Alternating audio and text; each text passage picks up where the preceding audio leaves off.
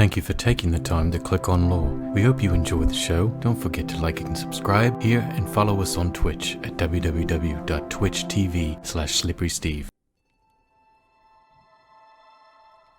So, these are your pawns?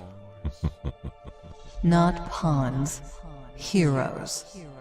And these heroes of yours, you really think they have what it takes to save the world? What choice have you given me? Besides, their light shines brighter than any others, and with a little nudge here and there, I think we will be winning this one. Very well. Let us begin our little game and see how far your heroes of light make it in a world of darkness. Care to make a friendly wager this time?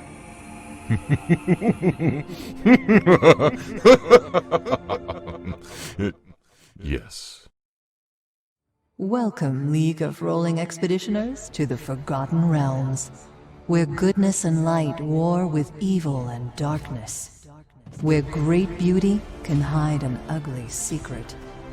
There are many stories to be told here, of mighty heroes fallen and villains redeemed, of restless undead and magic gone awry. So many tales, so much to gain, but much to lose. All could change with the toss of a coin or the roll of a die. This is L.O.R.E. This is a new horizon. Commercial. Pray for the gods. Hello. Welcome back to League of Rolling Expeditioners, aka L.O.R.E. I am your humble dungeon master, Chris Ferguson, and man, if we could sing it today. It's been a while. A new horizon is back, baby. We are back, and I am apologizing in advance because this is gonna be a mess. I am so rusty, and Foundation was definitely, I had to like relearn the whole damn thing. Anyway, I'll shut up and I'll go to the cast of awesome super duper players, starting with Jody. Hey, I'm Jody. I am playing Thera Teradane, a Genasi fighter, an Earth Genasi fighter. And yeah, I'm looking forward to playing again because it's been a while. And one of our new players, Lynn, why don't you take it away? Let us know who you are and who you're playing. Yes, I am Lynn. I am so excited to be here, which is the most important part. I am playing an Air Genasi named Sky, who is also a monk for her class. So, looking to have some fun. Pop, pop. Monk shit. All right, take it away. Land your plane, and Roxanne. Hi, Roxanne. I play Adrian James John Arrington, who is a little of a hothead, but just humbling sometimes. It happened. I think it happened once or twice. That's enough.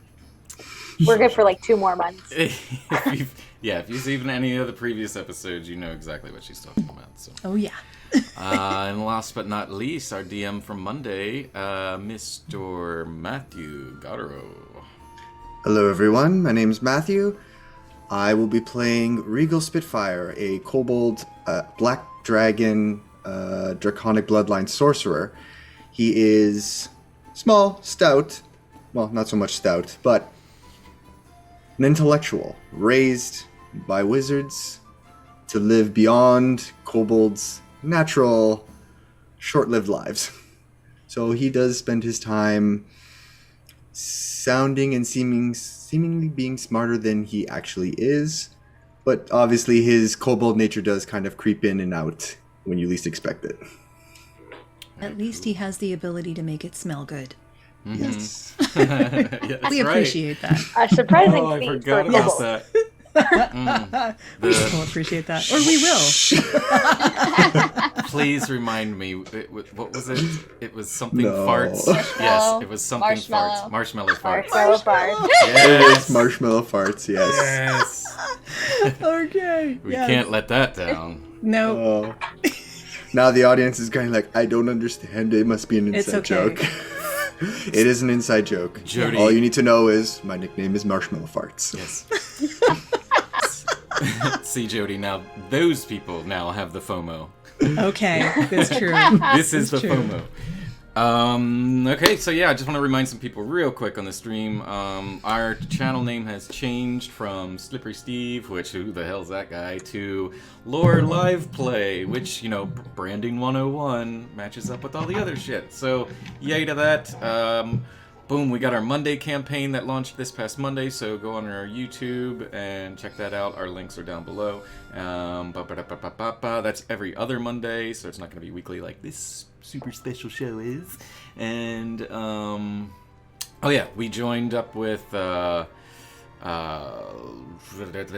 Life, which is a fundraiser for children in need, and down below as well, if you go on the About page, you can click on the link that says Extra Life, and it'll take you directly to our individual foundation, or not foundation, but fundraiser that is for the local Penn State here in Pennsylvania. And it's basically for like Children's Miracle Network and stuff like that.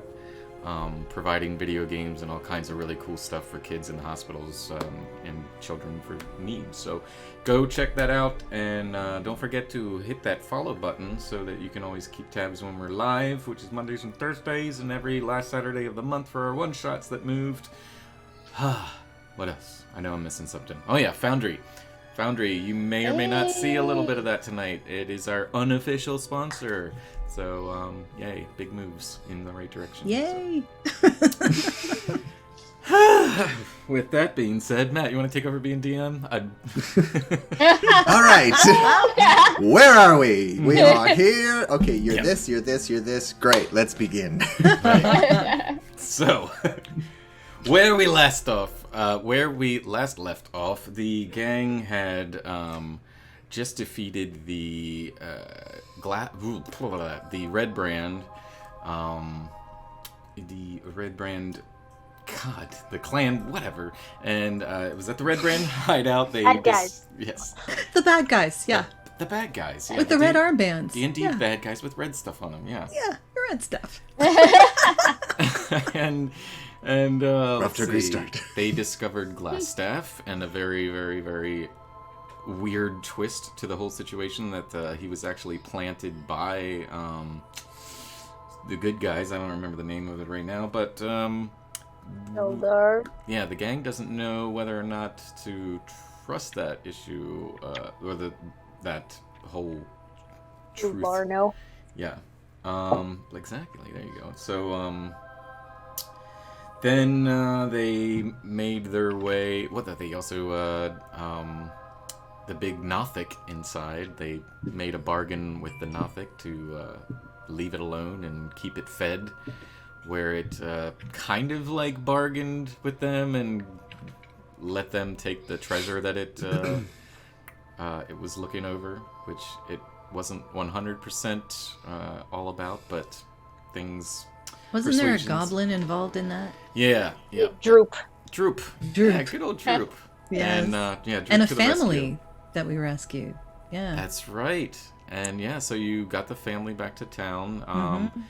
And your other companion, Sanry, unfortunately had to make way back home to check on her family situation. Stuff was going on, and she didn't know exactly what was that. So it was by the lovely means of Sister Gariel in the Harpers, one of the Harper sisters, arranged a cart for Sanry to go back home. As you were saying goodbye, I believe that was when Glassstaff or whatever, Larno, made his took advantage of the situation and made his escape. Where he was about to be arrested, if I remember correctly. Yeah, you guys were turning him in, I think Sildar was right outside too, or in the bar. He was in the inn, the red, I don't remember, Stonehill Inn. Wow, facts, stories, stuff, lore. So, And we know none of it. I am going. You will. In time, You maybe. In time. Stop that and start this. So you are now in the town of Phandalin. A little confused, a little sad that you lost your traveling companion, Sanry. But it is the two of you standing outside in the streets. It is, I'd say, midday. And, yeah, there you are, Thera and Adrian just standing in the square after just waving and saying goodbye to Sanry. Take it away. What are you doing? I miss pie. I am confused because the pie lover was Sanry and she left. I know. I'm missing her, who's missing pie. But she's not the pie. It has to do with pie. Shall we go into the...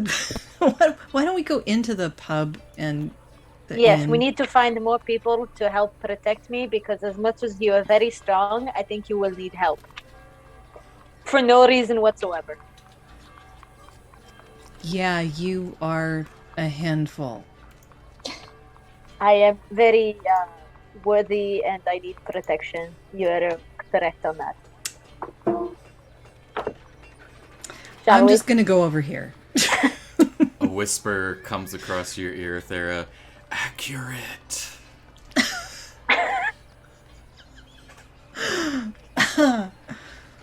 So you guys, What else do I have to do? right? You guys head in the... He's at least entertaining. That is what my family and the servants and everyone else said. That at least he is entertaining. Are you They sure found they no meant other that in a disease good qualities way? about me. Well, shall we get a drink? Yes, very much. Okay, Thera goes into the inn. She greets the innkeeper, who we know. Yep. I love that door. And yeah, there you are greeted by that noise. I know the guy's name. I Toblin? know it. Toblin? Toblin. Yeah, that's So it. good. Toblin, Toblin, the Trilena, innkeeper. and Pip. Yeah. And Thank you. Elsa. Elsa is the barmaid. I'm glad somebody keeps notes. No, I'm making fun These of me. notes, yes. So yeah, you're greeted by Tobin and family and bar staff. It's a mid-afternoon, so it's rather busy. Lunch-ish hour, late lunch, and or some people call it second breakfast. I don't know. And you are you see sitting in the bar side. There is a familiar face in his armor, gandering over the crowd and just kind of leaning with his back turned towards the bar, telling a story to some drunk person that's not paying attention about his courageous acts doing pretty much nothing.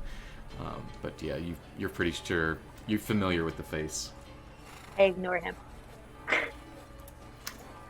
I will incline my head if we move near enough for him to see us, but I'm not sitting down beside him or anything. She'll be polite.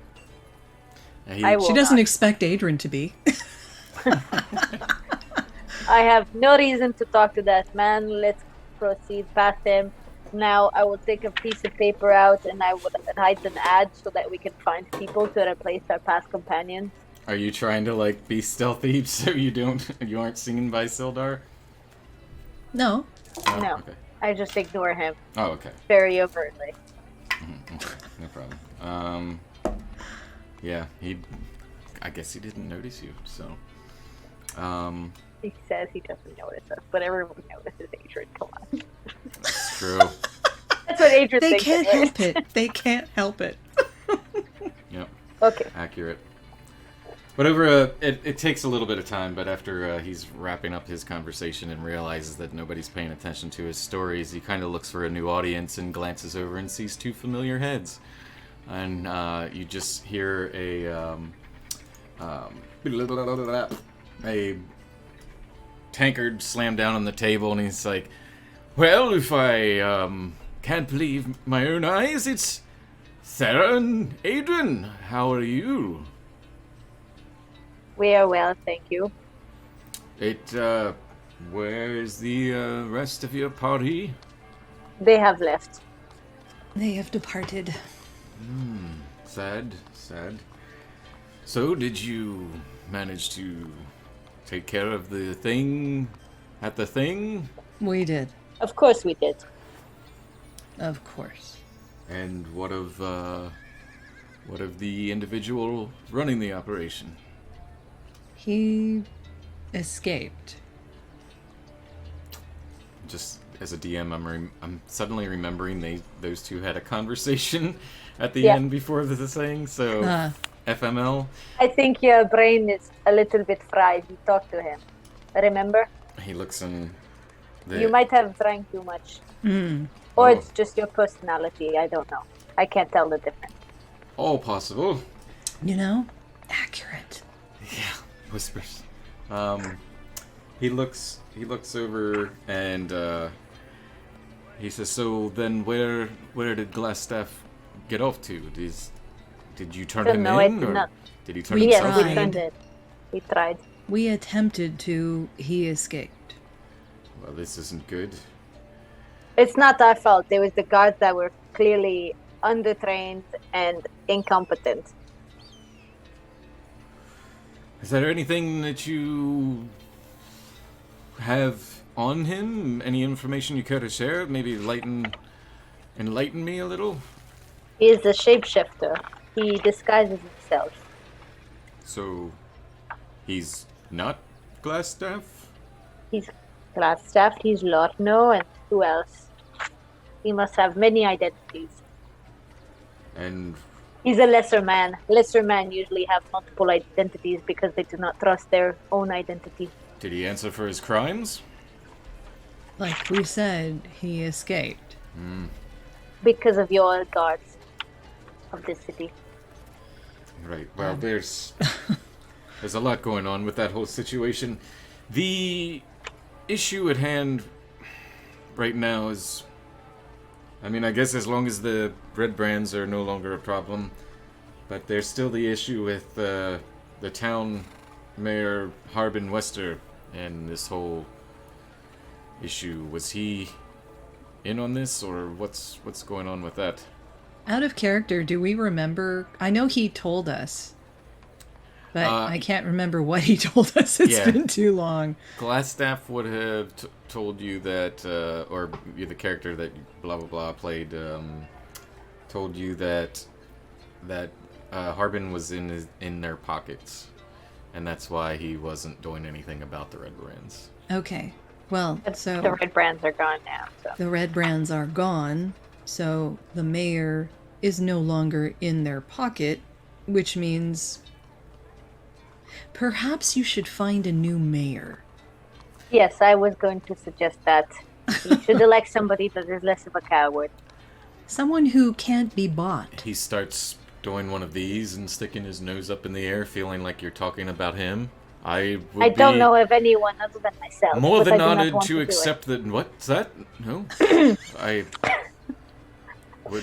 Sildar, being the mayor of a town is quite a lot of work.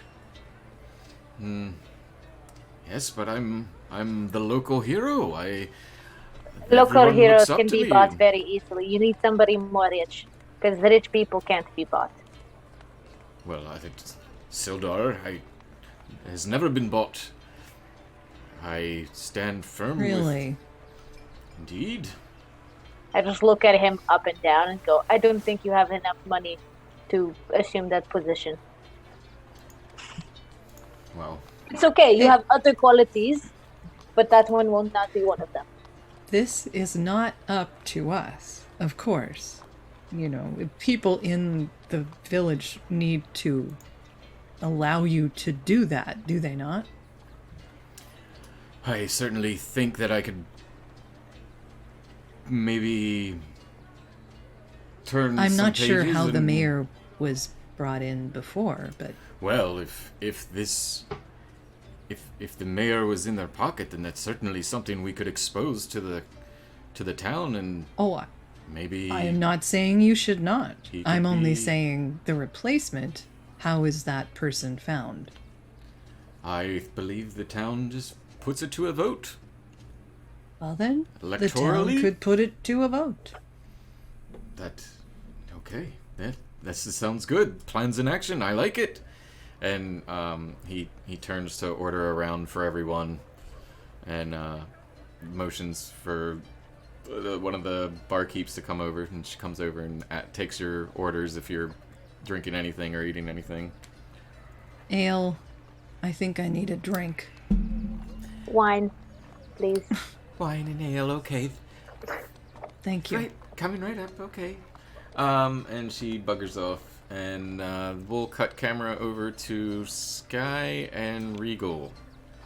Sky and Regal, you are currently traveling together. Give you a little backstory on that. You were,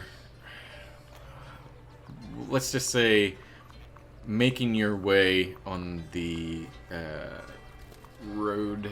I can't remember what it's, the Triber Trail, or not. I don't remember. Anyway, you were making your way from the mainlands to Phandalin, and you encountered a large hill giant that required more than one person, and you were able to tag team this rather... actually, we'll backtrack it and say it was kind of small for a hill giant, which allowed the two of you combined to defeat this creature. And with that, you took a night's rest to heal from your wounds, and managed to do a little bonding, and decided, since you were both headed to the same place, you might as well head together to keep each other safe. Why don't you, Sky, describe for us what she looks like, and then just, if you want, give us a little bit of where she's from and why she headed to Phandalin. Alright. Sky is, again, an air genasi. A lot of blue tones between her skin and her hair that moves almost like flowing clouds. About 5'6" for height. Dressed relatively simple looking clothes, monk style outfit. She is from, if I remember it right, if I'm saying it correctly, which is, I believe it's a little more northward on the map, if I recall correctly. Bit of a bigger city. She's spent time in a monastery, and for reasons that she has not yet exposed, has started making her way on her own little journey. Very cool. And as you're traveling on the road to Phandalin, you're making your way into town as you see the town village, the cusp of it, and you can hear the villagers making their day-to-day transactions and whatnot and interactions. You look to your left and you see Regal. Regal, please describe what Regal looks like and where he's from and what he's doing. Regal is he's about a 2'5" kobold, average in size. He's got almost black, greenish skin tone and scales. He's got a large burgundy-colored, almost like trench coat robe mixture with a large hood that kind of sits over the bridge of his nose, where his eyes just peek out from underneath. He's wearing like a bit of a violet or lavender-colored, almost tank top underneath, and a bit of a cloth waistband. His tail kind of like hides underneath, and the robe itself is kind of obscures his body mostly, except for the snout and his little claws that kind of stick out and hang out from the bottom. He hails from Candlekeep, where he was raised by his elven master, if I can remember his name off the top of my head. Master Hersandrel Uthoran, who took him as an egg and raised him to be, well, at the beginning to start as a pet, but saw that he had magical capabilities and learned to and decided to teach him as a student. And he's currently here on his request to figure out what's happening in Phandelver. Okay, awesome. And as Regal and Sky, you both enter the town. You see the base, the Stonehill Inn to your left as you are just coming in from the north side, and there is pretty crowded center of the town village, and there's a town crier talking about rumors of the Red Brand being disbanded.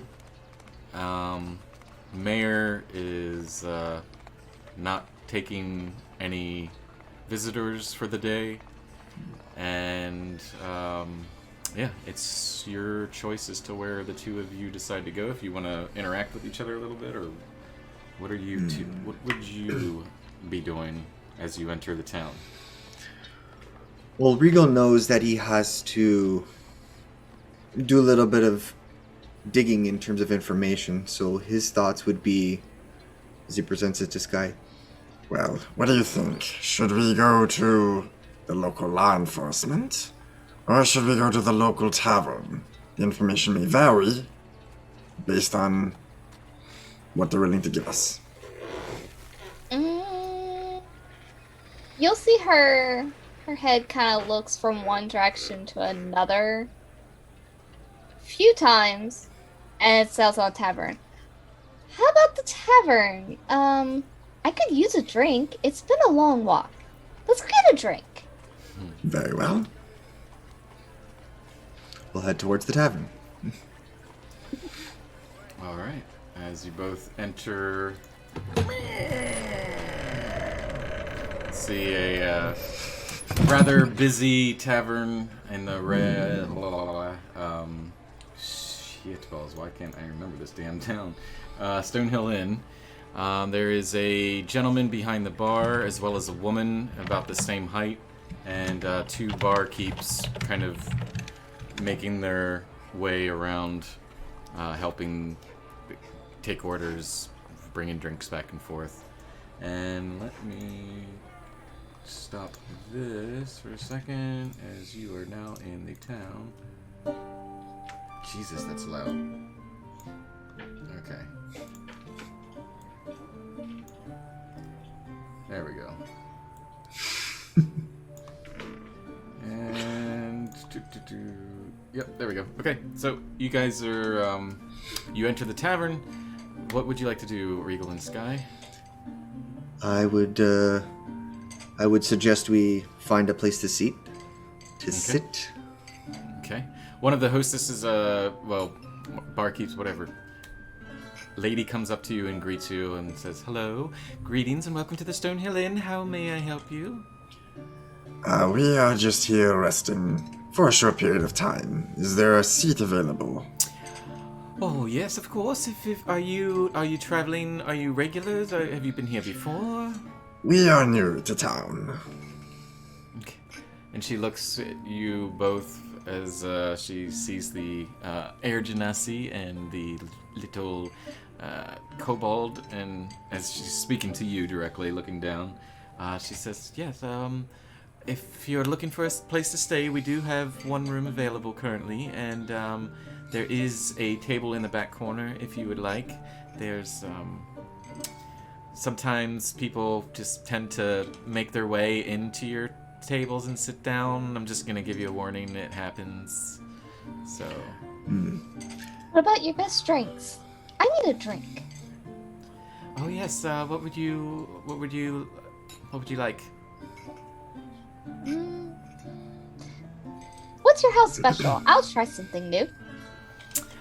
Well, we don't really have specials, but we do have light ale, dark ale, and other liqueurs of the sorts.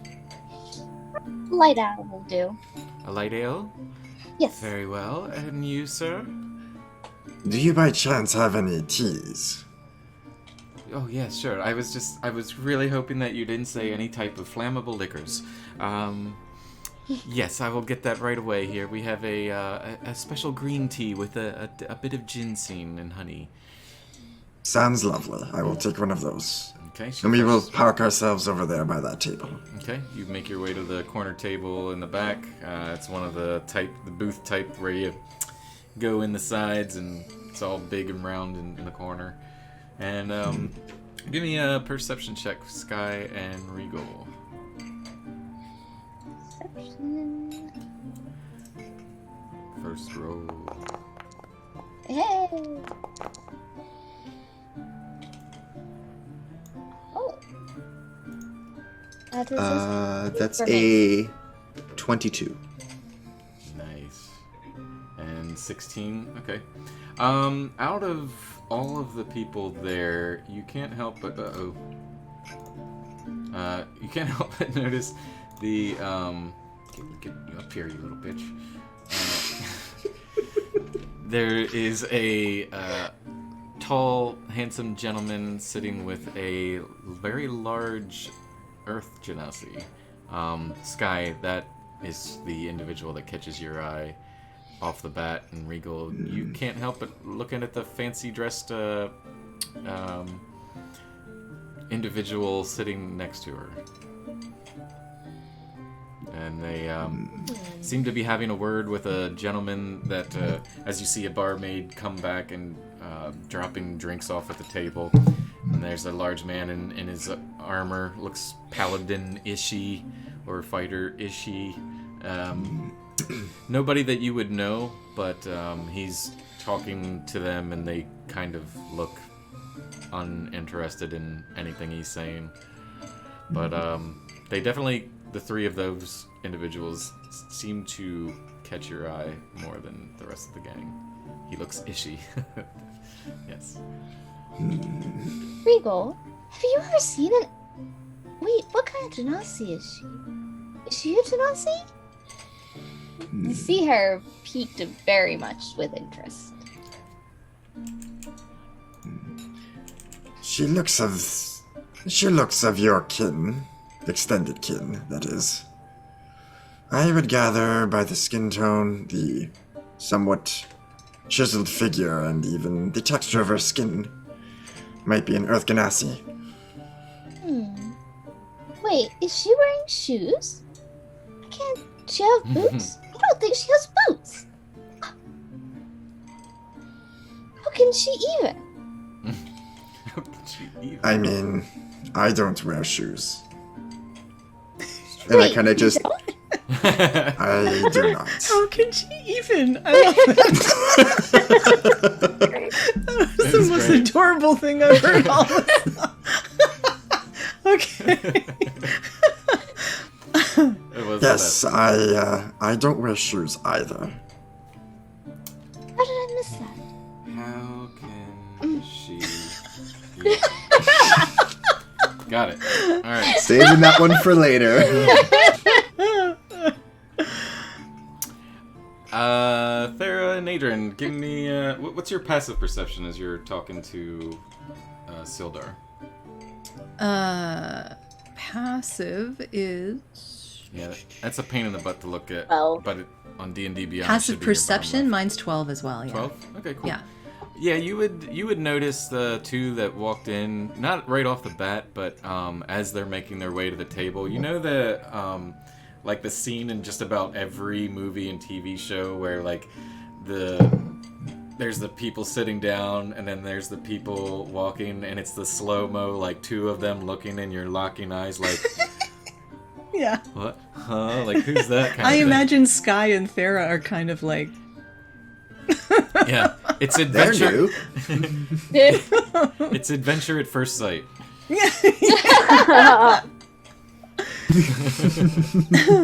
Well, I don't think Thera's seen another Genasi herself. So, I mean, besides her own people. So, fair point. Yeah, this one to you, Thera, looks a lot different. Light blue skin, wavy, silvery, bluish, kind of grayish hair. Bluish? Yeah. Very, very different from anything you've seen back from your homeland. And Regal, I mean, you're odd man out here, so everything looks different to you. Or I am different to everybody else. Yeah. These Both ways. Oh, what is human? Tall humanoids. I am used to them. It's not a bother.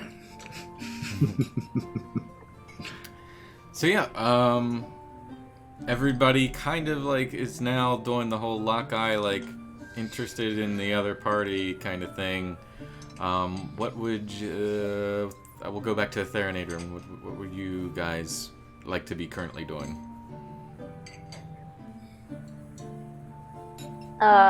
When I notice them looking at us, I'm just gonna let them look at us because. You're and then used I'll to notice this. that exactly, and then I'll notice Sarah looking back, and I'll be like, "Do not worry. This is a very common thing. They look at us, they see me, and of course they continue staring. They might come to us later and ask to meet us because, well, meet me, but you're there too. So perhaps they'll ask to meet you as well. Perhaps. Because you're with me. Perhaps. I think that is a genasi of some kind. I have not seen others of my sort beyond my own family. Well, it is possible that you have an extended family. I don't know how close you are to your family. I know most of my family.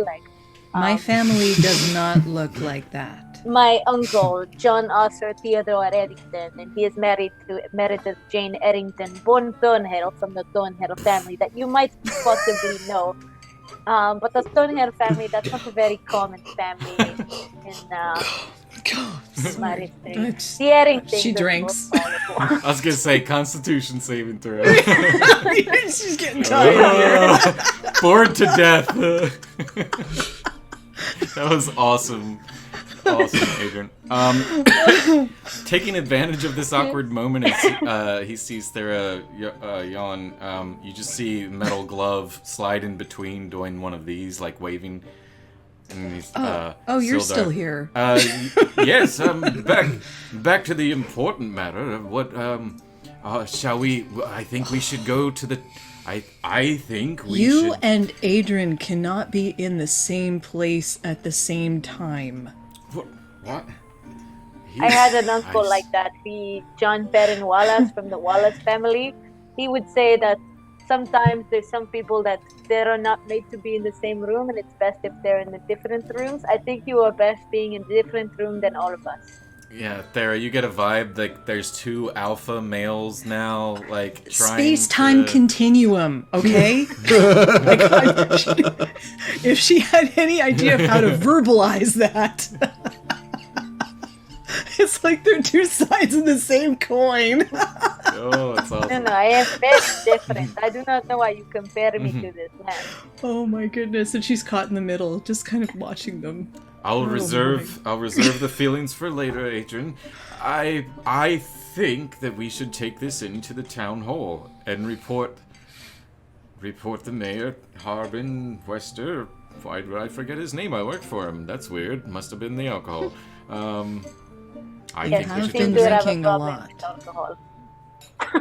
I have been drinking a lot. Well, it is the end of a 10-day, so...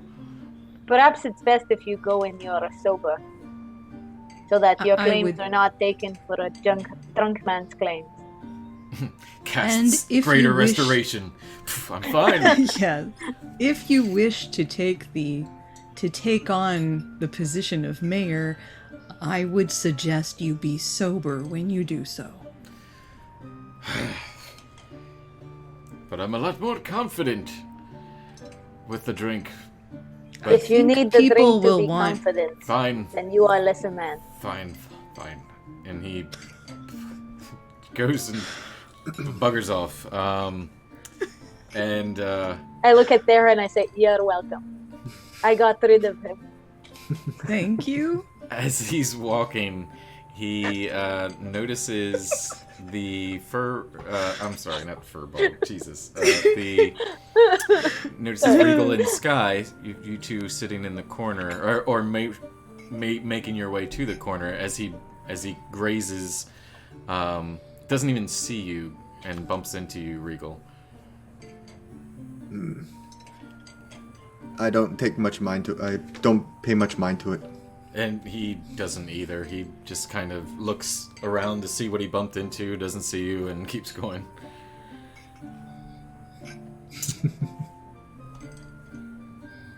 But yeah, something about locking eyes with the other party for all four of you.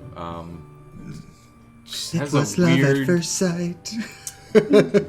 Yeah, it is. It's romance. It was L.O.R.E at first sight. Yeah, anyway. Yeah, you guys feel compelled to maybe possibly have a conversation or something. I mean, we do need to speak with a few people. Or anyone, really. Sarah's just kind of looking back at Sky and cocking her head a little. She's just confused. Yeah. Yeah. After enough of the back and forth tensions going on, she kind of starts to walk backwards a couple of steps away from the table. And she kind of curiously starts to move closer to Thera and is just sort of looking her over from this element to that and then back down to the bootless feet and kind of just giving her this confused look. We're kind of looking each other up and down. Yeah. Yep. Sky, if you're intrigued, you might as well just go speak to her. Staring at her. Genasi, yes? I am. You are a Genasi then. I was right. I am. I have never seen one of your sort. What is your element? Air, of course. You see her kind of just do a little bit of a jump and kind of paddle the air a bit. I had heard of your people. I have never met any. It is a pleasure to meet you. I'm Thera. Thera. I'm an Earth Genasi. I see. You see a very large sword hilted on the back of her. It's almost as big as she is, and she's 6 feet. Okay. I've actually never met any other Genasi before. I didn't even know that. Well, I mean, it makes sense that there was, but why don't you wear any boots? Does not hurt your feet. My feet are used to it, but I like to feel the earth beneath my feet. It feels strange to me if I have some obstruction between them. I don't think that I get it, but he might get it because evidently he doesn't wear boots either. Oh, is this your friend? Yes. Greetings. Hello. She holds out her hand. It is a pleasure to meet you. Thera, if you wanted to, just for flavor, describe your character to maybe some, like maybe we have some new viewers or something. If you want to describe what Thera looks like. I mean, it has been a while. It has been a while. I need to actually look at her character to sort of remember where this is all from. Okay, so she has long dark hair, and she is wearing, I believe, chainmail. That has sort of it's mostly like a jade color, but it has sort of red burgundy accents to it. And her skin is kind of like jade green almost. Dark hair. She's wearing very elaborate earrings, and her hair is sort of braided back a little bit, but mostly long. And the sword on the back of her, in a sheath on her back, is really big. And she's also not wearing shoes. She's not wearing any boots or shoes of any kind. Her feet are bare. Okay, cool. And Adrian, take it away. Why not? Fill the My clock. description? Yeah, go for it. Adrian is a tall, The end. skinny-ish man. Like, he's not the guy you think will you want in your sports team. When you look at him, you're like, he's probably just very nice. But he's not. He's actually kind of a dick. But it doesn't come from a mean person. It's just he thinks he's that much better. And he's got dark black hair, and he's got some salt and pepper starting to come in. He's got green eyes and slightly tan, like olive skin.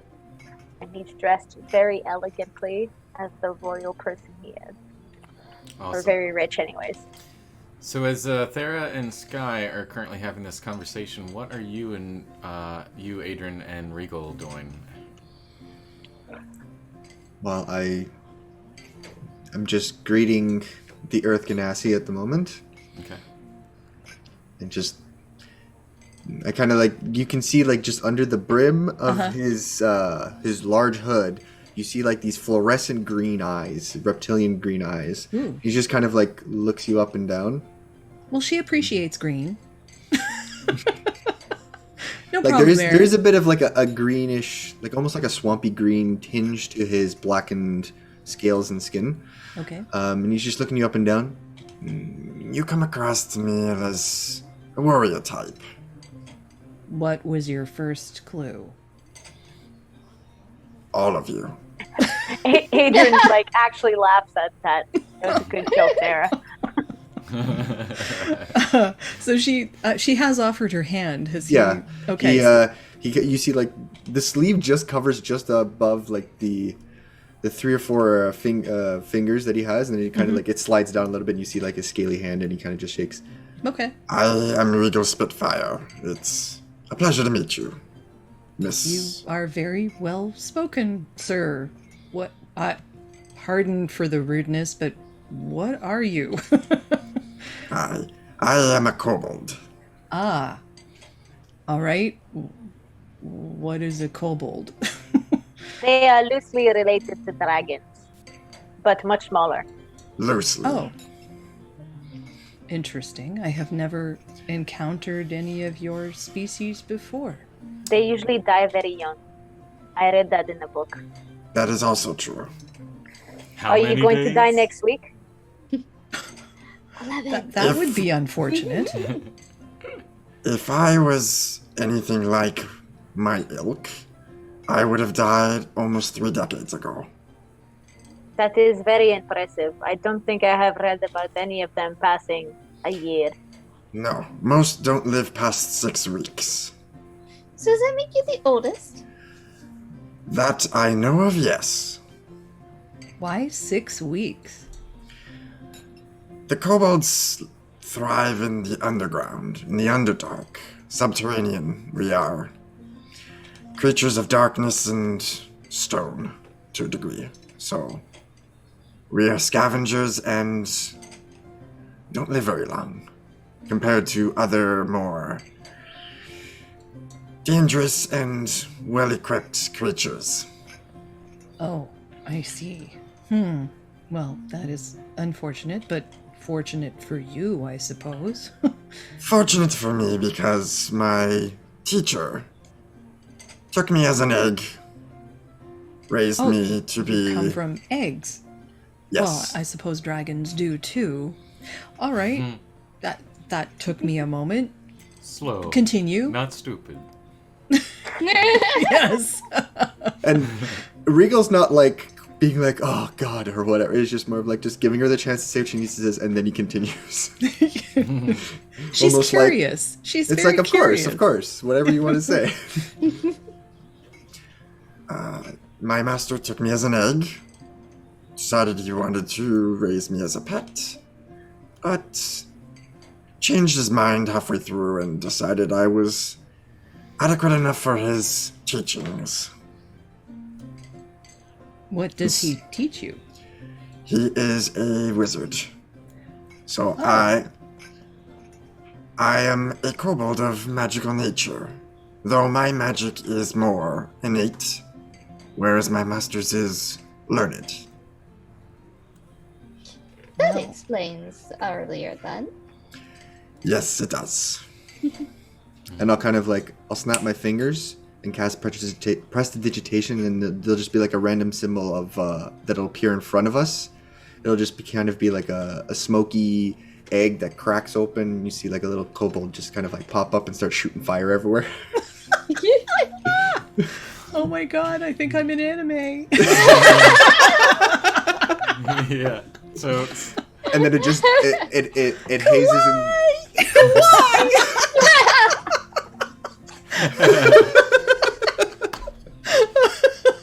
Okay. We're gonna have to change the channel again. So what, kawaii now? Yeah. Lore Why, live kawaii. I gotta add some bright colors in there. We'll all have chibi heads. Yeah. Okay. Pardon Sorry. me. I'm gonna talk to Hero Forge about that. So yeah, the little image that appears in thin air kind of like fades away, and then it shows like a small little another image of what looks like a taller elven nondescript individual, kind of like almost like just making hand gestures and whatnot, and you see this little kobold just kind of like just opens his mouth and starts spewing out more fire. Oh. And then it changes again to almost resembling myself now, kind of like with the nondescript elven individual, and we're kind of just like writing in books and whatnot. Picture books. That was very informative. Thank you. It's very entertaining. I like the magic trick. Most welcome. Well, are you enjoying a drink? The two of you? Actually, where is my drink? Yep. As the bartender chimes in, well, not the bartender, the barmaid. She steps in and says, hands you the tea and light ale, and says, asks for you all. If you don't mind, we have more people coming in, and we need to make room. Could you all kind of go in the corner booth, since there's plenty of room for all of you to be there? Would it be all right for us to join you? Of course, and I kind of gesture to the seats. Thank you. That would be great. I have more questions. I will allow it. So will I. So Thera takes a seat. Probably takes up a great deal of seat. Okay. 7 cameras pan on you, lights, and then. It's okay. Yeah. You're 6 foot. I'm 2'5". Okay, we Yeah, so there we you have go. to sit on the same side. I'll take way up the it's little crag that's between you and everyone else, and it's like, I'm good. Yeah. I think Sky's last name So is you need the booster seat. Rivera. Okay. Sky Rivera reporting on duty with Thera. How can she even? Oh man. So, do you float? Uh-oh. I can. Interesting. It's fun. And I don't have to worry about the ground as much, so I don't have to hurt my feet. I like worrying about the ground. I like worrying about the air. You can see all kinds of things from up above. That is true. That is true. I have never seen them like that, although I did live in the mountains, so that was fairly high up. I mean, I could make you fly too, so you could get to see what it's like. I would prefer you not do that, but thank you. The offer was very kind. Save the party tricks for later. Thera would not like that. Oh. No, that would not be good. Down, down, down. No. Yep. She's gonna just lightly start to sip at her ale. Thera's having, like, she's just tossing it down, but But I think they're drinking the same ale. Yeah. I was gonna say Everyone knows something common. eventually the barmaid comes back and checks in on to see if you guys want anything else, as I imagine drinks would start to be getting a little thin, or the containers of alcohol might be a little light. I am good, thank you. Okay. I will Are have you sure? another one. Because don't we need to ask some questions? We could eat and ask questions. Conversation over dinner is always good, but some people don't know how to eat and not talk with their mouth open at the same time. In my experience. Coming from the kobold. Kobolds chew with their mouths shut. But I I haven't- apologize. I did not get your name and your name as well. And I kind of gesture to Adrian. And Dara? Well, my name is Adrian James John Errington, but you probably knew that. You I did probably not. know of the Errington. I do not. I don't Oh. think I've heard it either. Where are you from? The woods? Have you not been in society? I live in Candlekeep, actually. He literally lives under a rock. Ah, that makes sense. I'm sorry for your upbringing, but it seems like you have a nice magic trick, so maybe it was worth it for you. I And he thought also I- did not die after 6 weeks, so that is also quite impressive. Yes, I owe a lot to my master teacher for relinquishing me from the Underdark and allowing me to flourish as a modern individual society, let's say. See, I was suggesting to our other friend that left before you guys have arrived that she get a master so that she can learn from the master to become better and then surpass the master and then monetize her gifts. But she's very concerned about not doing that, taking care of her family. I do not understand, but Adrian you is understand. very You got a concerned master. with the side hustle. You must always be finding a way. If you're not working, then you're being lazy and you will earn your place at the bottom of society. I do not disagree, though everyone's methods to climb the proverbial work ladder are very different. Some are more adept at finding the things they need to do and obtaining the work they need. Others, well, they need more time. But that's not to say that they don't put in their effort at all. Everyone comes from different stages in life. Everyone has different goals. But if, And I kind of gesture there. if you are looking for a teacher, do you at least know what you want to be taught? What it is you want to learn? Oh no, not that one. Another I- one that is gone. I've had a teacher.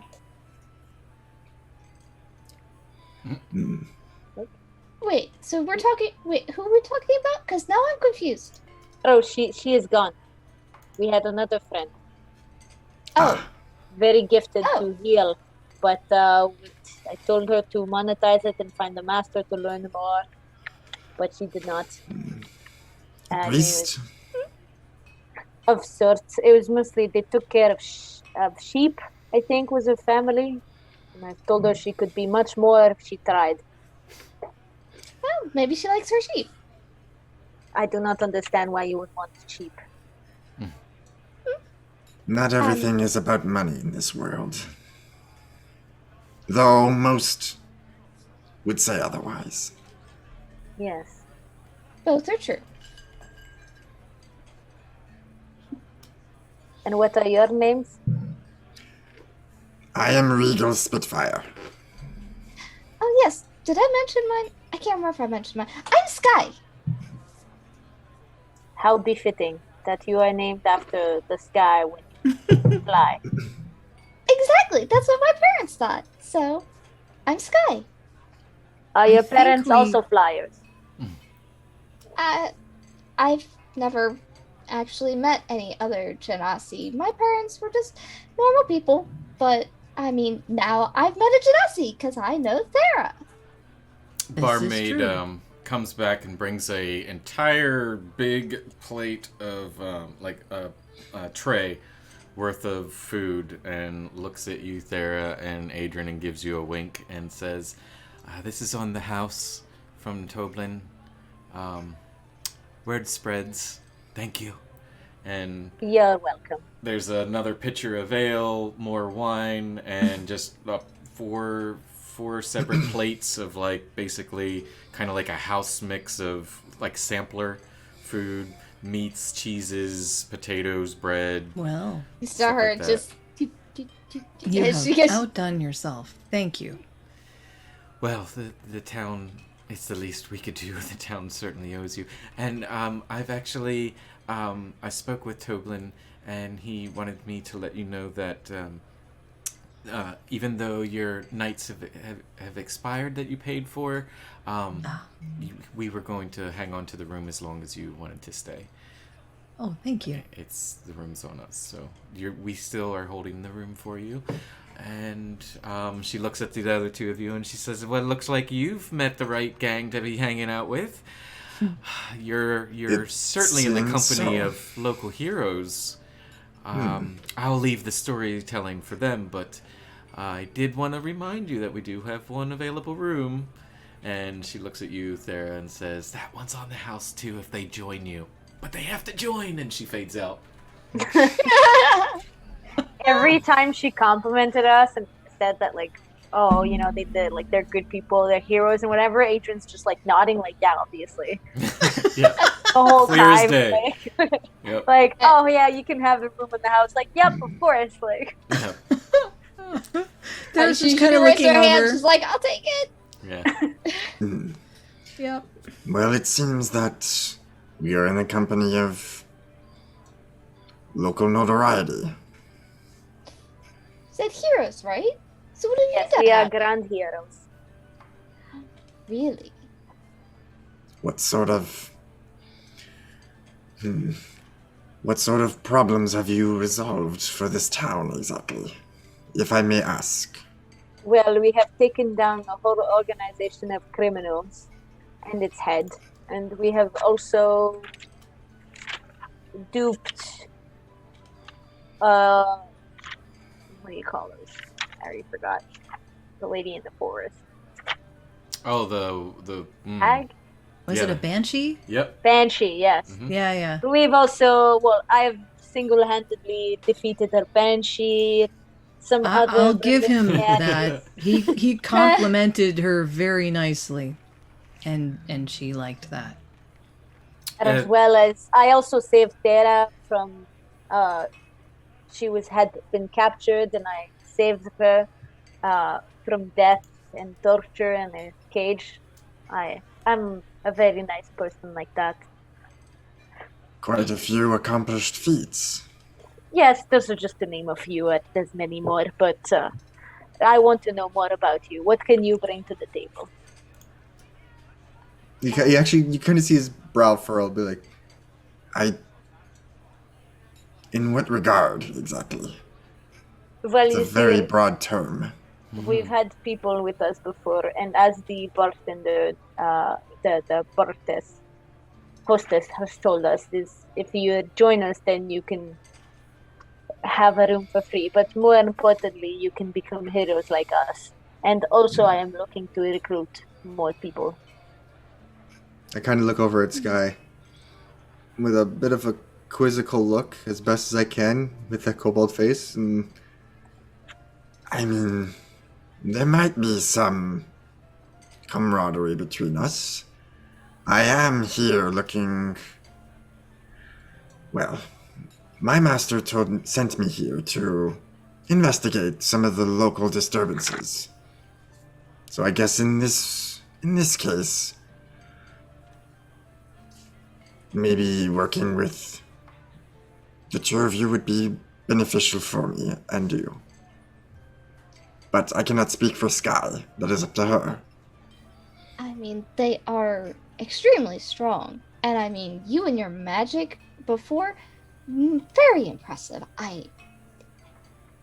It was perfect.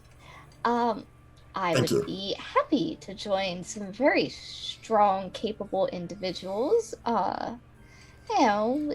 Make my way around. I'm kind of just traveling and passing through this way more than anything. But I could stay for a while. Well, I think we have an opening. Says L.O.R.E. This is 2 months prior. Help! It would be a pleasure to travel with you both. Well, what sort of traveling exactly will we be doing? We don't Well, really we do know need yet. to take care of a black spider. Oh, Ooh, yes. Wait, a spider? We're chasing spiders? Oh, it's not a small kind. It will be the big kind, the one that is, how do you say, magically enhanced to be very powerful and terrible. I didn't get the impression it was an actual spider. I could okay, be wrong, that might be. but so I think fond it's of just creepy somebody crawlies. called the spider. Yeah, Oh, they're, yes, it might be a Why would black they call elf. themselves that? yeah, Who would call themselves that? That's just. I don't ugh. know. It's very creepy, and I imagine that was the point. Thera and Adrian, give me a history check real quick. Just to see if you recall this bit of information. Well, that's a natural 20. Whoa. Ooh. Go, Adrian. Alright, DM. I remember nothing. Alright, so, we'll say, Adrian, you recall it as if it was just a few minutes ago, as Glassstaff was confessing and trying to make sense of what his story, his big, huge plot twist to you guys was. The black spider is, I believe, for now, I'm just going to just say that it's a drow. Okay, yeah. And it is definitely the primary source of all of the issues that are going on in Phandalin. Okay. My mistake. Not an actual spider. I meant what do they call them? Drows. The black elves. The underground elves. The dark elves, yes. Yes. Yes. Regal, you would know about them. That, I not do. necessarily. Didn't it get taken as an egg before?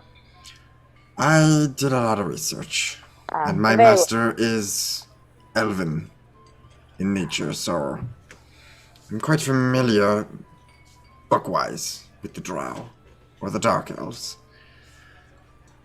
I have never It is seen very one. useful. Knowledge is useful. I haven't seen one before either. I've heard some stories, quite a few, but I mean, I like to stay up above ground more than underground, so. Let me correct myself if I may. I've never actually met a drow or dark elf. I just know of them.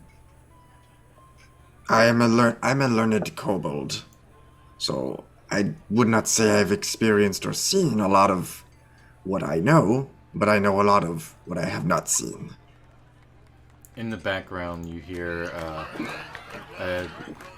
what grabs your attention, and you notice a chugging contest in the background going on, and then a light applause followed I by. heard a burp. Yeah.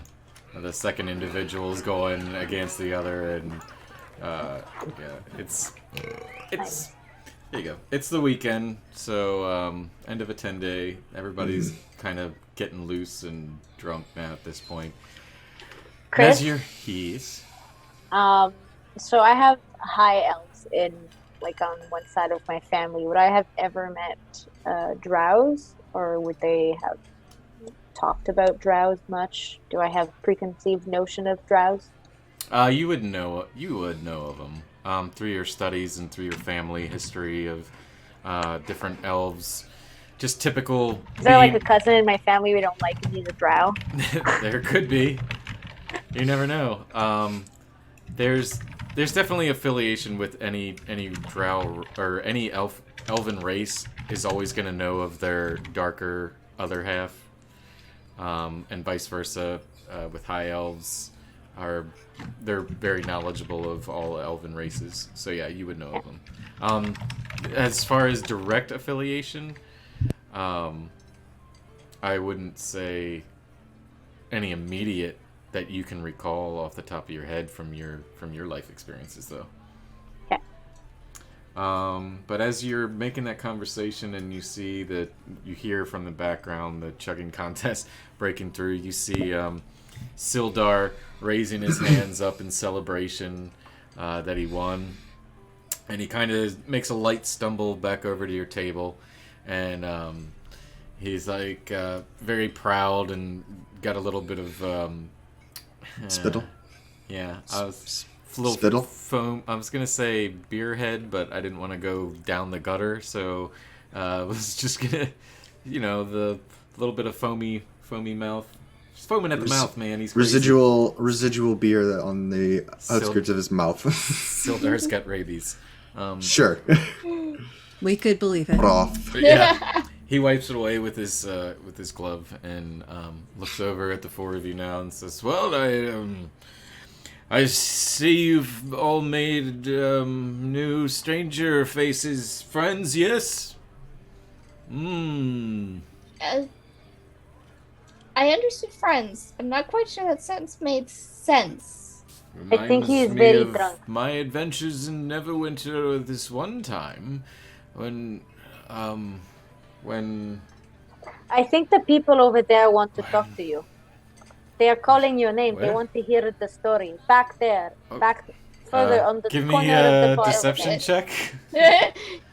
She's over there trying to point the same way. It's like, that one over there. Deception. Go. Come on. He's good at this, though. Oh, I was bad roll. That's a 10. Oh. Oh. All right, Oh. so he pauses and says, "I'll okay, but listen, on the reels." And he starts pointing at the table, like poking, and just kind of staring at his finger as it hits the table. And he's like, "Oh, that I just realized that makes the mic echo a lot."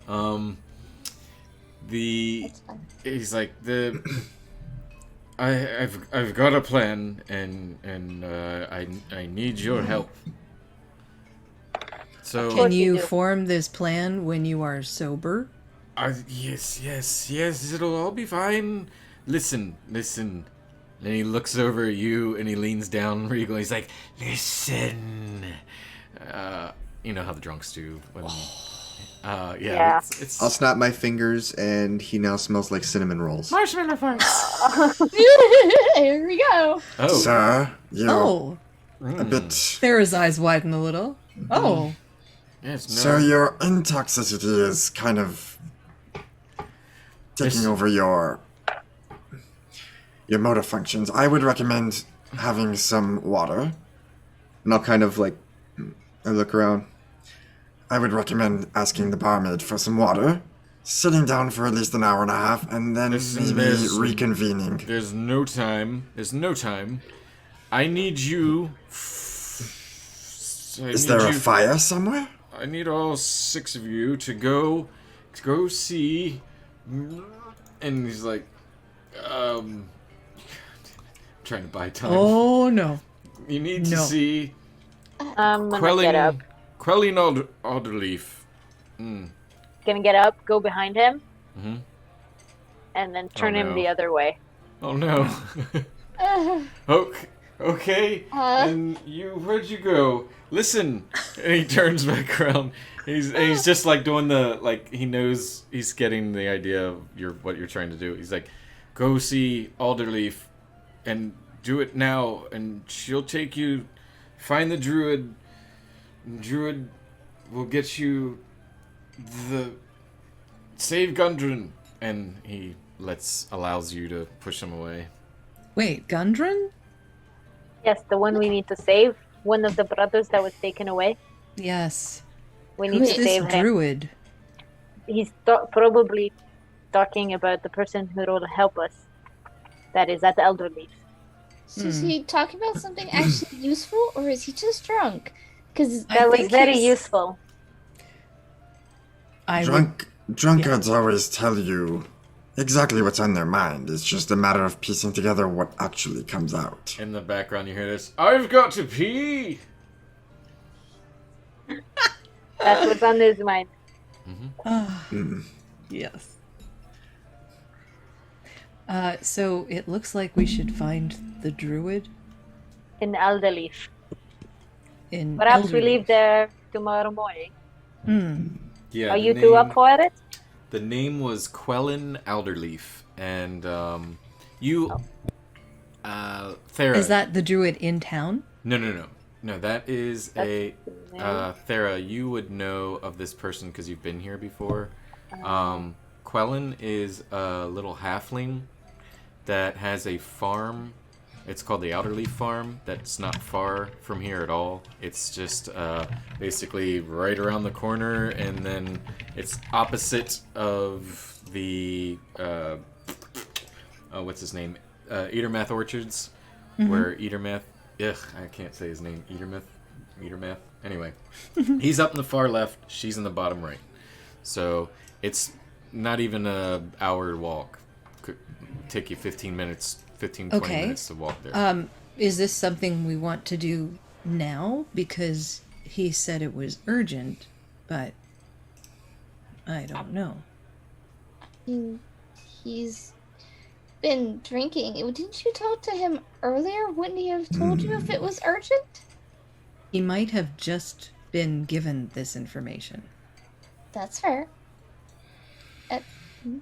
In which case, that would actually make for the case that it is urgent. Yeah, you get the sense, everybody, without having to roll for it, that when he said that to go, he said to go today, and that maybe I didn't get it out, but he said go today, and then tomorrow you guys will meet at the town hall. That was the plan. Because you told him to sober up, so he came back and... If I didn't, like I said, if I didn't cover it then, basically the brief was go to Alderleaf now, and then he'll meet you at the town hall tomorrow in the morning. I guess to answer your question, it seems important.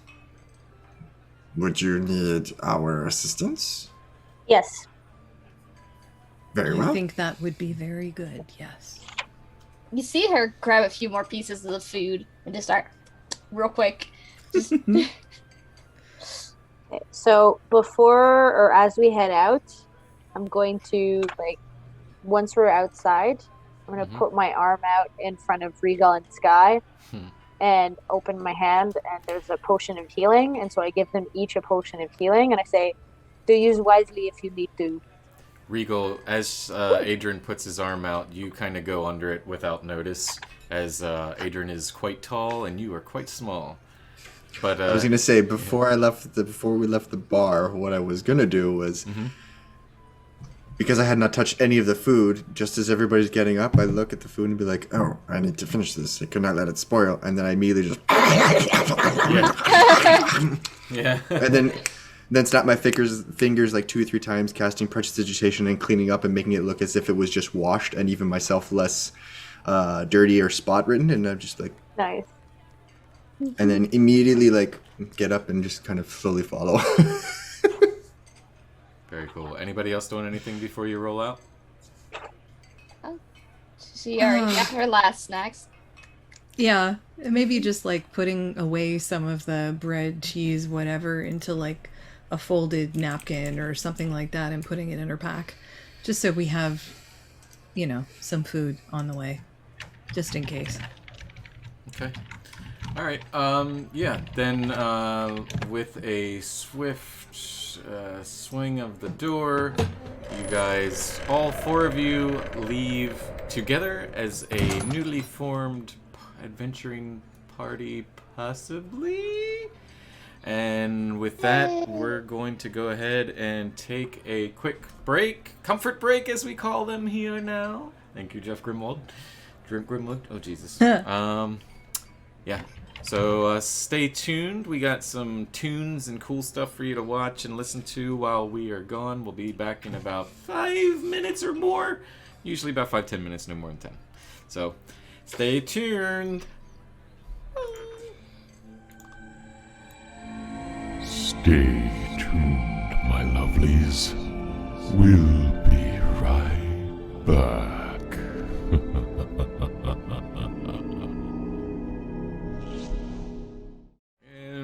back. Thanks for sticking around, everybody.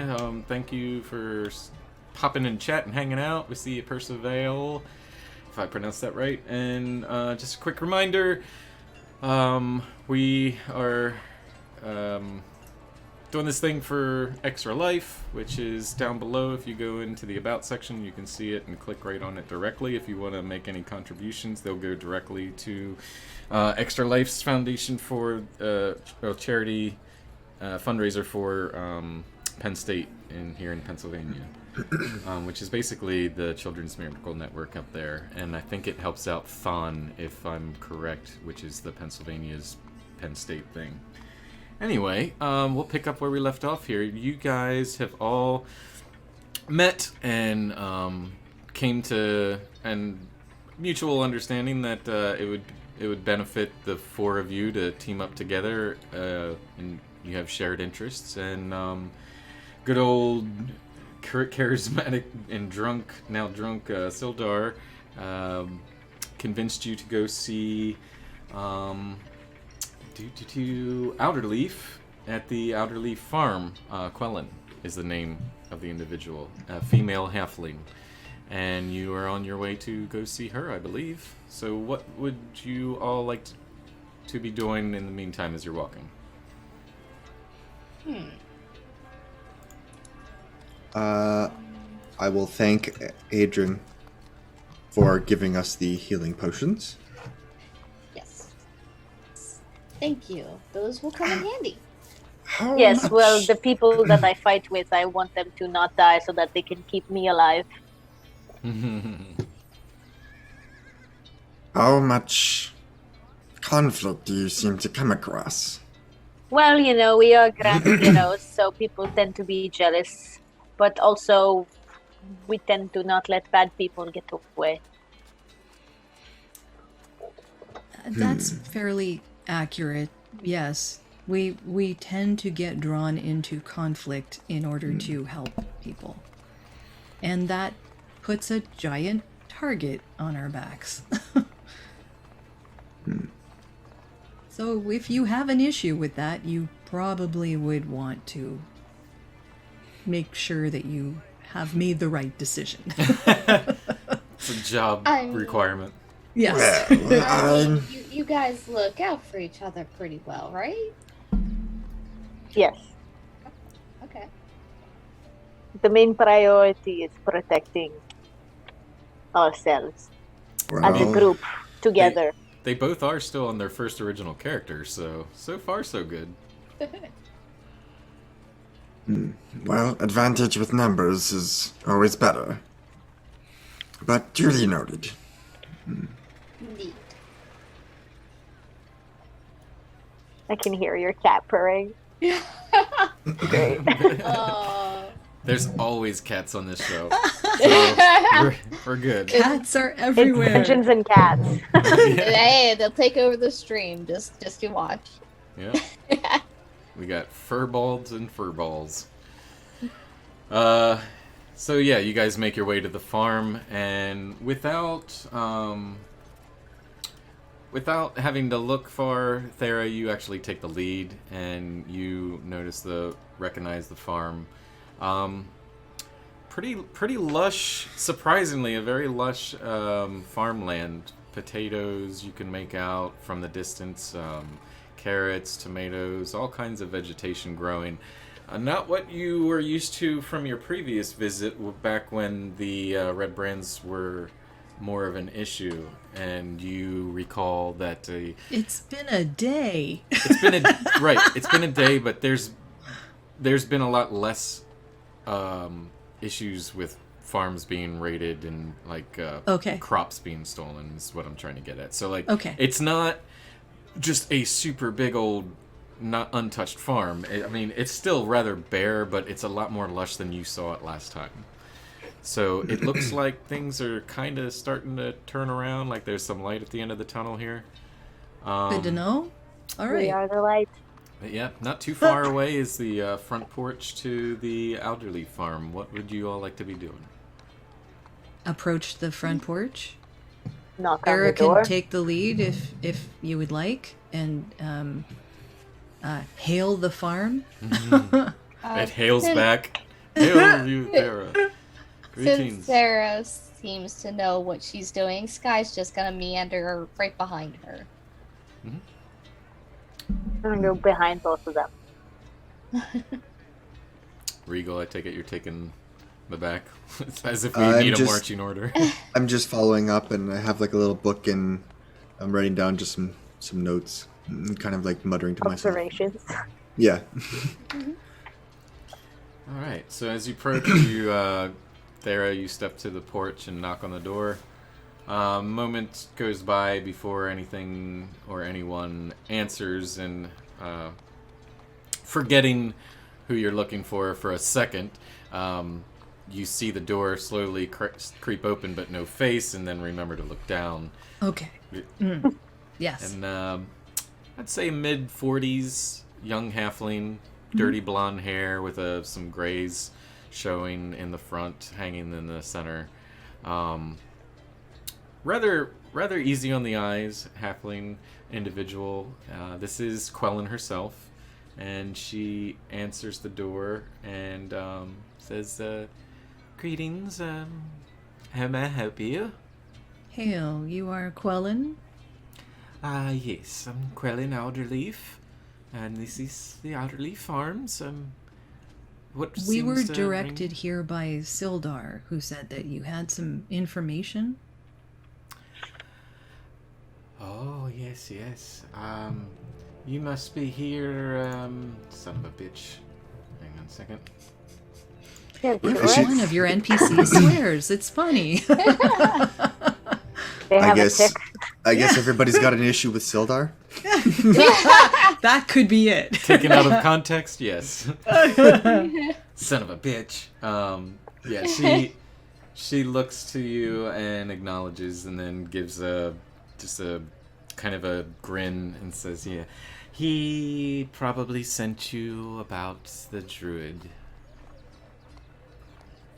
I think he muttered something There about. was Yes, he mention muttered of something in such. his drunken stupor about the druid. Yes. All right. Well, yes. Come in. Have you all had something to eat and drink? I'm just in the middle of making dinner. We have. It's not a bother to us, if it's not a bother to you. Oh, not at all. I'm just making some stew, and yes, come in. And she motions you to sit on the furniture in the living quarters, where there's a fireplace that's being kept, and she goes to put on some tea, and you hear some rustling. Oh man, okay, maybe I need to change this. Let's see. Fuck it, we'll just go with this and turn it down. So she stirs in the kitchen, and pots and pans are going, and she hollers back at the four of you. So I guess Sildar wants you to be visiting the druid then? Yes, probably. Because this will help us. Are you all familiar with Sildar? How do you know Sildar? We saved him. Yes, that sounds like Sildar. Always in the need of saving, but never telling the stories in the taverns. Well, I'll cut right to the chase, and she's shuffling things around, still hollering back at you. Rydoth is the name of the druid that you're going to be looking for. And you can find him. Let's see. And she's thinking and thinking. It's an old ruins of an old town called Thunder Tree. And she stops, and you hear the kettle whistling, and you hear some little tea things cups being poured into, and she brings out a metal plate and brings out to you. So, Thunder Tree, it's like I said, it's a ruins. It's not an actual town anymore, but there's a lot of story I could tell you about it if you have the time. But if you're in a bit of a hurry, then I'll just tell you how to get there. And she motions for everyone to take a cup of tea. I gladly accept the tea. What kind of Take tea one. is it? Smells a little bit like peppermint. Okay. I drink it.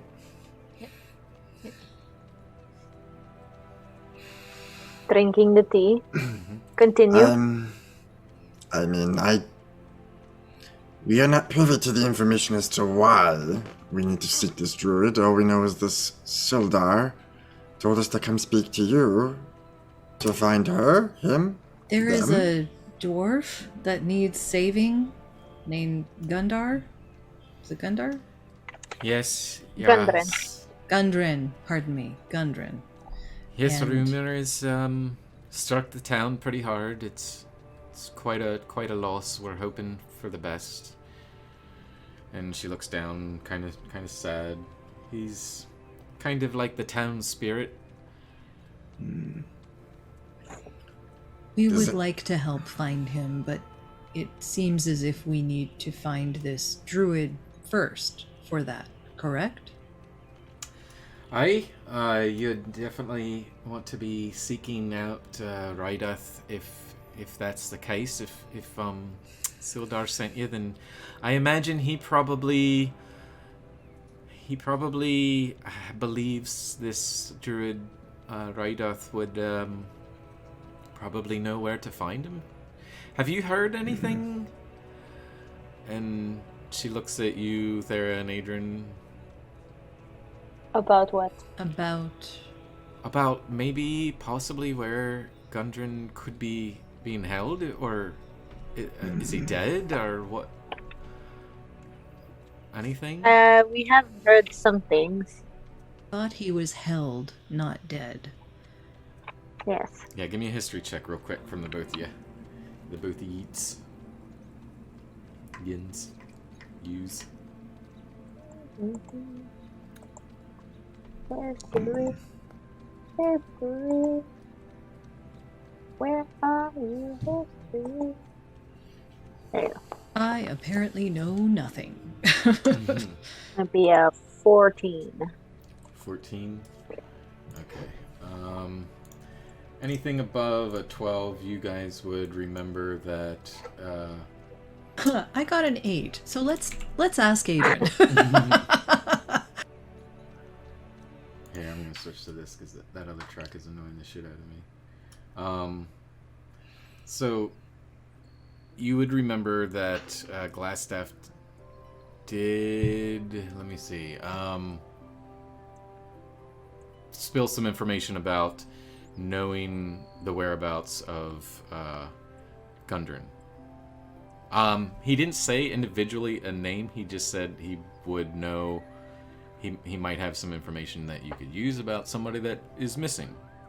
You guys put 2 and 2 together. Well, that's obviously Gundren. What he did give you was that the information about Black Spider and something you can't recall, but with a 14, but you do gather from your memory that he did mention the Cragmaw Castle. Yeah. I remember that. Cragmore Castle. So that would be Maybe. what Sildar would be hoping the druid would know about. Yeah, because we don't know where Cragmore Castle is. Right. We just know of it. Yeah, and I believe you've asked around, I think maybe once, just to, like, if people know where... Yeah, I remember writing something, but, like, nothing... Nobody really knows where it is. Right. I think. Yeah, exactly. And, yeah, so, back to, Choo-Choo. Back to Choo-Choo. Quellen, she looks back at you and says, so yeah, I believe that would be the reason why that Sildar would want you finding Rydoth. I don't know Rydoth personally. I just know he comes to town here and there, but there's a lot of weird things going on at the at Thunder Tree, and I don't really know what it is, but I know it's got his attention, and he often frequents there. I guess trying to get information or something. I don't know really. Don't see him much, but it's definitely the place you would most likely find him. He's rarely ever here in Phandalin. But if you know your whereabouts, it's just west of the Neverwinter Woods. West of Winter Woods. Yeah, it's a Noted. it's a good day's travel, so you're gonna want to possibly have some supplies with you and stuff, traveling supplies. You're more than welcome to borrow me me horses and carriage if need be, if it would help out. That would help out. Thank you. We will take your offer. Yeah. And she looks over at you, Regal. There a concern of anything? I'm new to this endeavor, this task. So just piecing things together. Don't mind me. Fair enough. Would you any of you care to try me stew? I'm sure it's ready by now. I've already eaten. Thank you.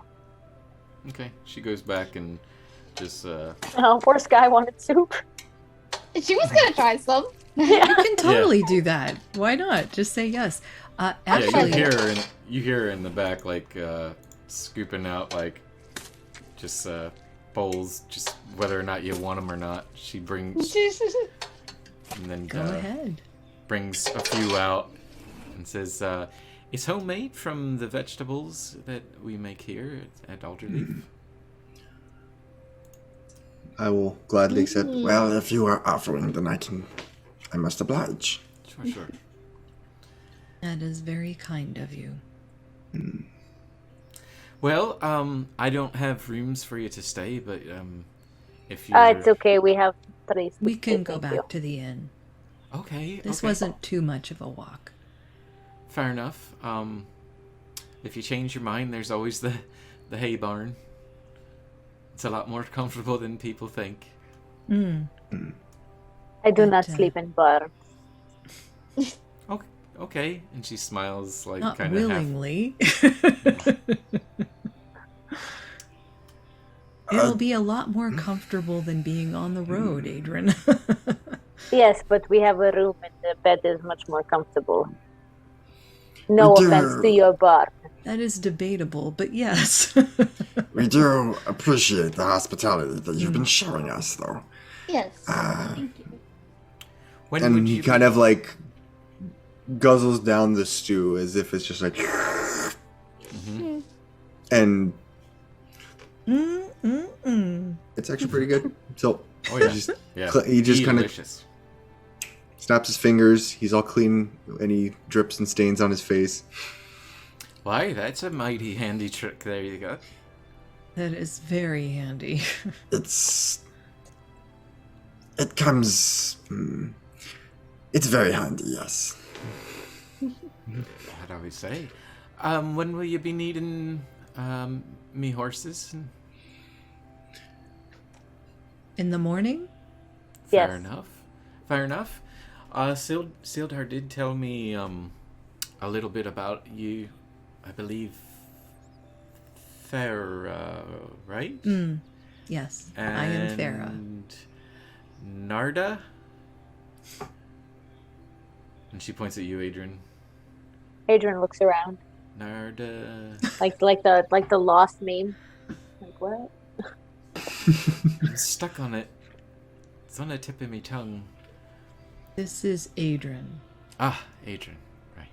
I've heard a lot about you, and heard what rumors have, what's been done. So You're welcome. consider it a favor, as long as you bring him back. We will do our best. Very well then. Well, looks like, and she looks at you, Sky, in approval, waiting for approval of the stew. It was very good. She'll hand the empty bowl. Great. And shuffles back in the kitchen. Well, then I'll be seeing you in the morning. We will see you in the morning. Thank you. Great. And she just hangs out in the kitchen, and if you guys dip out, it's a bit... I thank you for the information. I believe we will take our leave from here. Okay. But we shall see you in the morning. And if we have any other questions, we may come back and ask if need be. She pokes her head out, and she says, Hastar Marnjarnar. And Good night. And I'll speak in Elvish and just say goodnight. okay. Yeah. Okay. Smile and nod. What was that she was saying? Uncertain. Is that Essentially, halfling, really bad interpretation of Hasta Manana. Oh. She's like, Harstar Manjarnar. I just assumed she was talking gibberish. Oh, yeah. I assumed it was a As language Adrian I does. did not know. Just bad halfling interpretation of things they've heard. So yeah, back to the... I'll exit the house. When we get outside, when we get down the road a little bit, I'll just...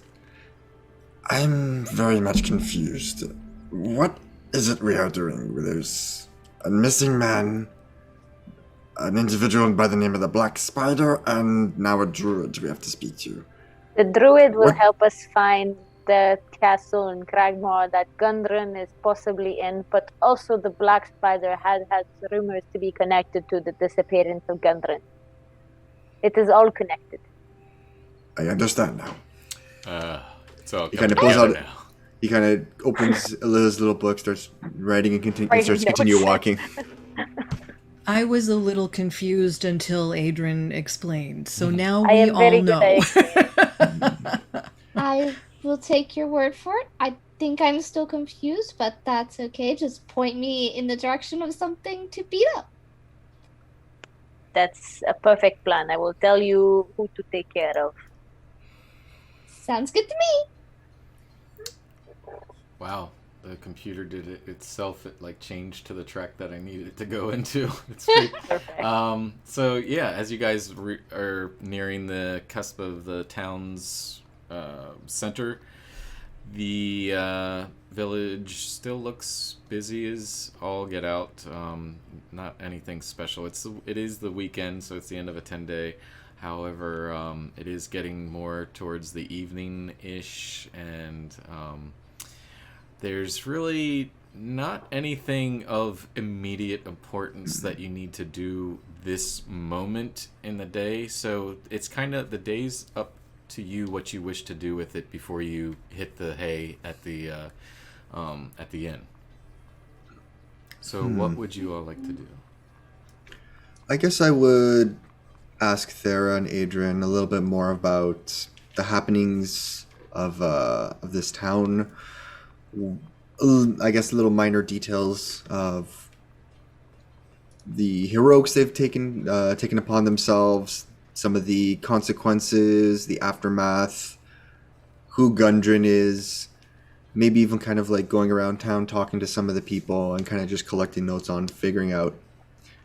Just because everything is new to him, it's just okay, I'm here to figure out what's going on, so let me ask around and see what's going on. And kind of getting different perspectives on the whole situation at large. Yeah, figure it out. Sky will hang around with Regal while he's asking Thera and Adrian for information. And then as he wanders off to ask other questions, she will take a little bit of a walk around the town and just kind of peek around to see if there's anybody who might be dressed more similar to herself. Okay. What about you, Thera?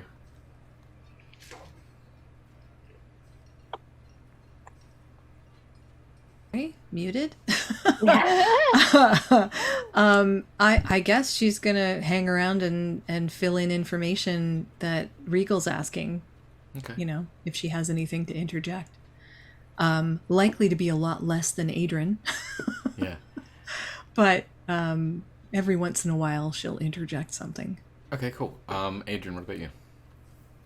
I will tell the story of my adventure so far while boasting the accomplishment and brushing over the negative stuff. Okay. Regal, is there anything specific that you wanted knowledge of? Yeah. I guess the main name, we'll say the main names of, from start to finish, it would have been more of like, okay, when you guys arrived, what was the state of the town? Then what happened? Okay, you had this problem. You went to go deal with it. Who was involved? What were the repercussions if you failed or did not fail? Kind of just getting as much information as possible. You can probably tell me that later if you really want. Just so that he's kind of brought up to speed on what has happened in the time that the others have been here.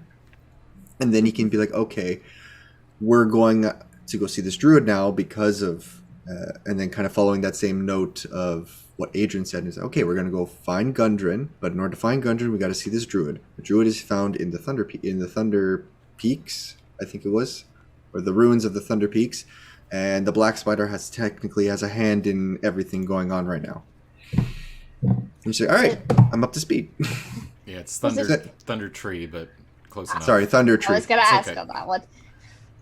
Yeah, and a lot of people, I guess, that he would have been asking, they're all like, the hell, what are you? It's like, he'd be explaining, he's like, I'm a kobold, yes, I've lived longer, I was raised by, a wizard, this and that.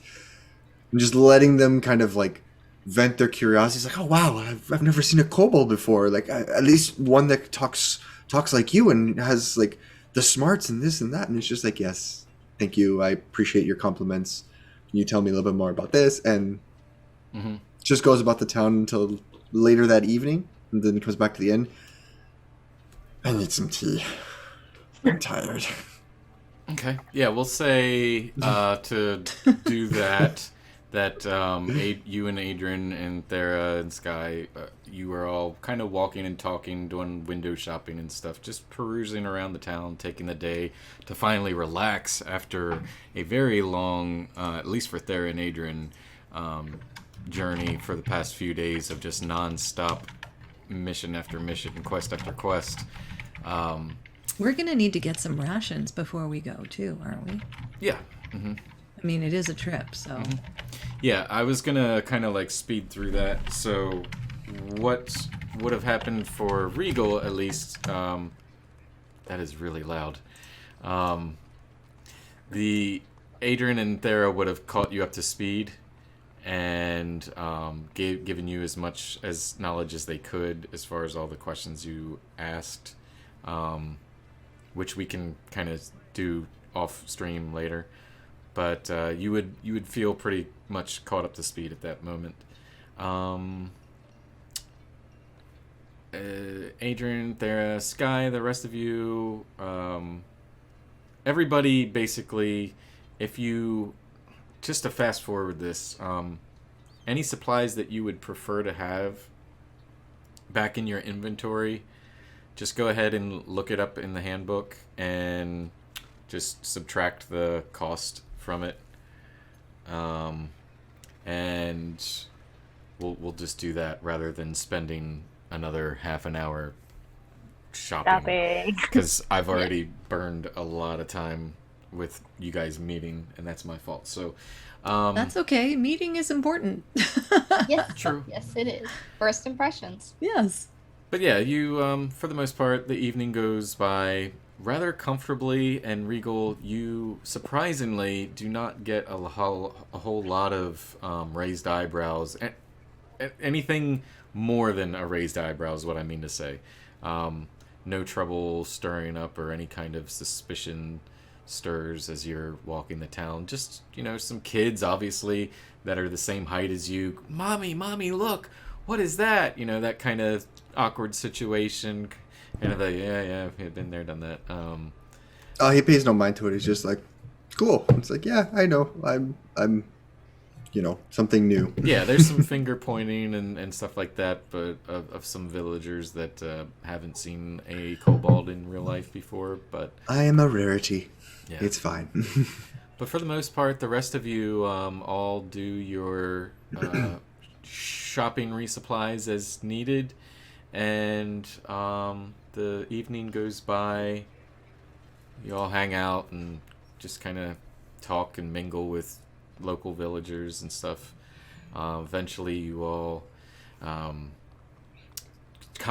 just start making your way back to the inn to call it a night. Sky, was there anything in particular you wanted to do? As you said, you were moseying off through the town. She was more so looking for any signs of anyone dressed more like her. Particularly that. Give me a perception check to see if there's anything that really caught your eye.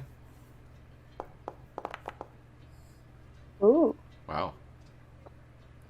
Oh wow. Okay, 21. 21. That would be, I would say, for this part, nothing catches your eye as far as like any type of other genasis or air genasis or people dressed similar to you. There was an older gentleman that had a little bit of similarities to what you saw your once master wear. So you're looking for other monks. Yeah. Okay. There was an old man, a human, very elderly looking.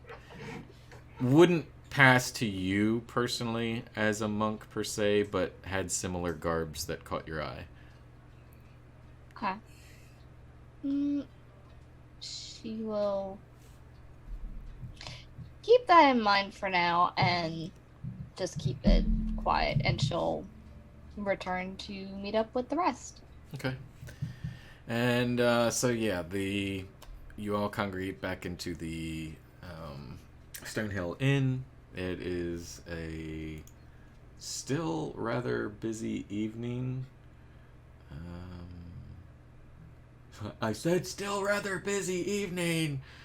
It's very quiet for a busy evening. The sound Are they playing the silence game? You know, for the amount of money that I pay this sound guy, you would think he'd be on his shit. But maybe you need to play a song, Adrian. There we go. Watch me play a song.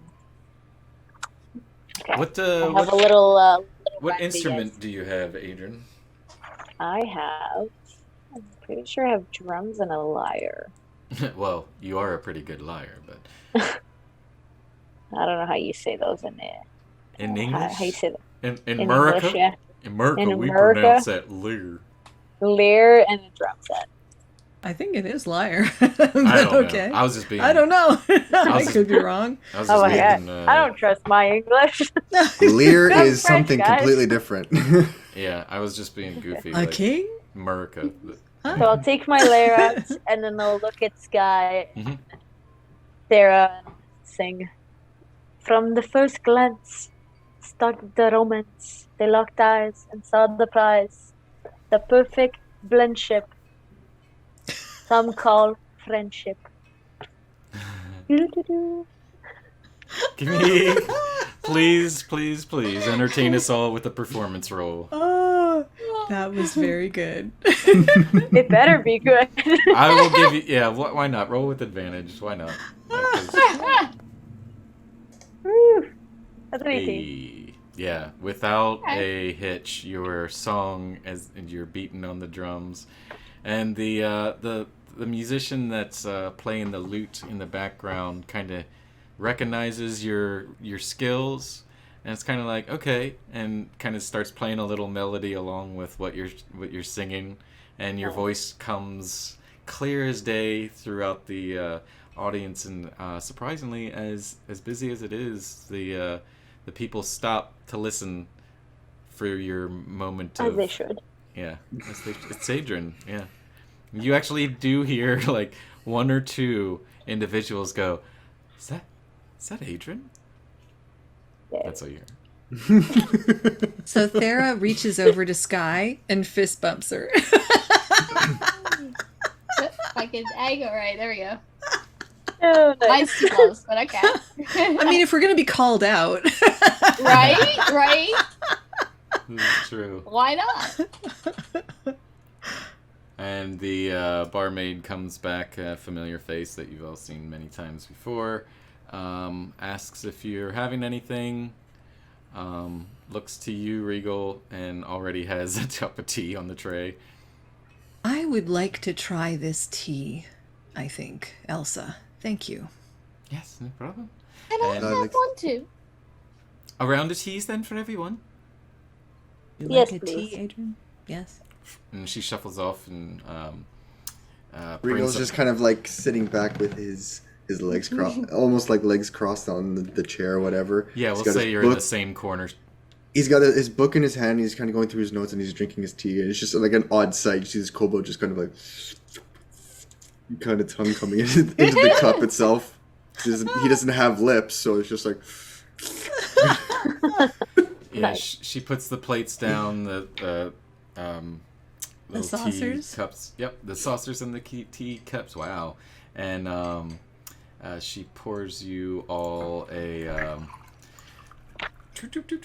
go around and dips back off into the crowd as she goes to continue her shift. I'll eventually go around to her later and tell her like, okay, we'll get the last room if it's still available, Okay. and I'll ask her how much it costs for the And night. she looks to you as you're up to her at the counter and says, "Oh, I didn't know if you heard already, but it's on the house thanks to Toblin." Much thank you. I very much appreciate it. Oh no, don't thank us. Thank Thera and Adrian. Yes, the local heroes. Yes. That they I'm are. gonna be so annoyed with that by now. He's not annoyed by it. He's just like, oh, okay, no, that makes sense. Thera's a little annoyed by it. Adrian is not. Yeah. He's like, finally, they see me as who I Getting am. his due. As Elsa goes, especially Thera. I'm sure they've risked a great amount of time and energy and effort in order to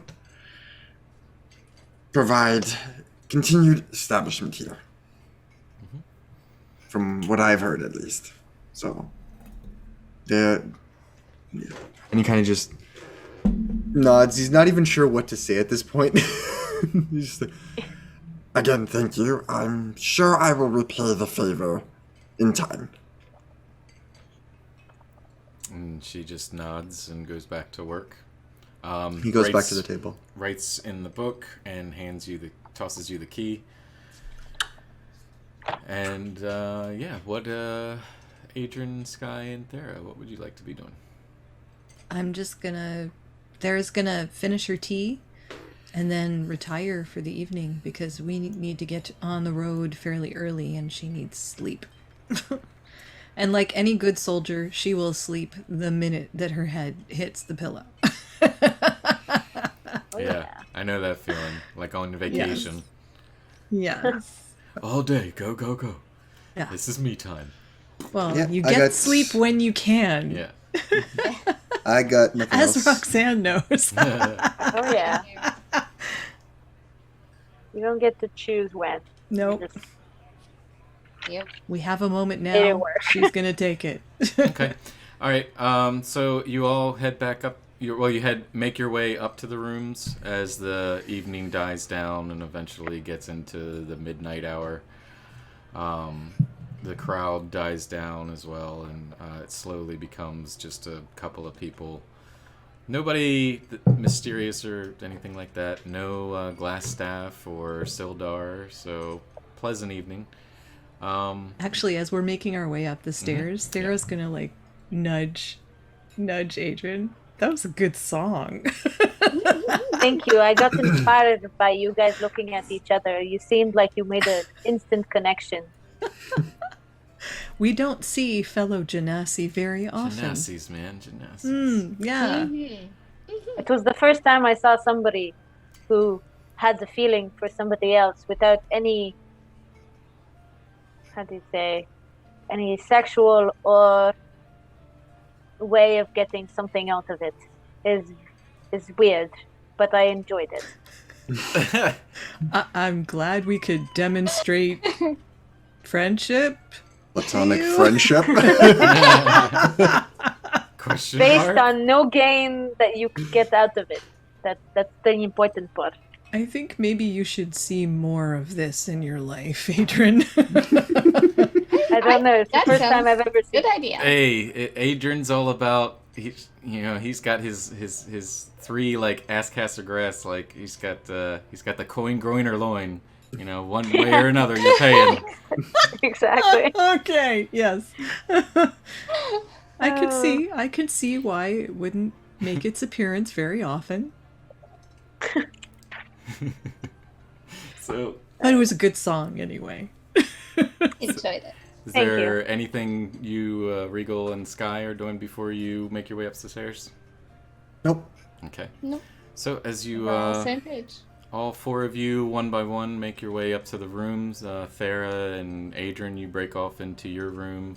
And Sky and Regal, you use the key to unlock a room that was once familiar to you and Adrian and Thera familiar with, as your companions had stayed across from you in the hall previously.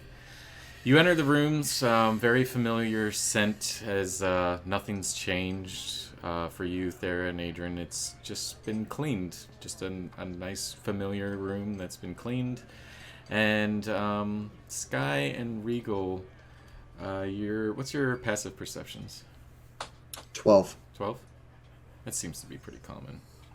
12 for me as well. All right. There on the bed, you see a note, and it's just kind of sitting there as if it's waiting for its new tenant. I'll go over and pick up the note. Okay. You see her try to snatch it before him and then look down at him. You read common, Regal? Yes. Of course you do. Why would I even ask? There are some races that don't speak common. This is true. That would be really hard to play. We're going to go to this. Alright. So you pick up the note, and you read a letter that says, "Hi, I hope you like the room. It's a good room." That's all it says? That's all it says. Okay. Just has a little S at the bottom. That was Sanry. Okay, that's hilarious. Nice. I'm not sure who wrote this, and I kind of give it up to Sky. Well, enjoy the room then. I guess we shall. You're not sure if it's the S stands for like staff or what, but it looks like a friendly intent. Like the letter was written with friendly intent, so there's that. Out of curiosity, how many beds are in this room? There's 2. 2? Okay. Yep. They're well made. Room smells like lavender. All right. I'll take off my robe, hang it up, and then I'll just kind of curl into a ball on the bed. Kind of like a cat. I was gonna say, do you do a lap or two? Like I don't do any lap. I don't do any laps. I literally just kind of curl up and. Okay. That works. Yeah, and you can hear. The windows aren't super thick, so you can hear the village from the outside of the late night passerbys. Occasionally, an owl, or a Jody with new glasses. Ooh, me. But yeah, occasionally you hear like a cart pass by super late at night. Nothing out of the ordinary for Thera and Adrian. Might be a little catch you off guard, Sky and Regal, but no immediate sense of danger or threats or anything like that. Oh, yeah, Sky will set the note aside on a desk and curl up and get some sleep herself. Regal, you went to sleep? Mm-hmm. All right. What about Adrian and Thera? What would you like to do before you go to bed? Oh, she's just, getting out of You're her out, armor, right? and she's out like a light. Yeah. I remember. Okay, my bad.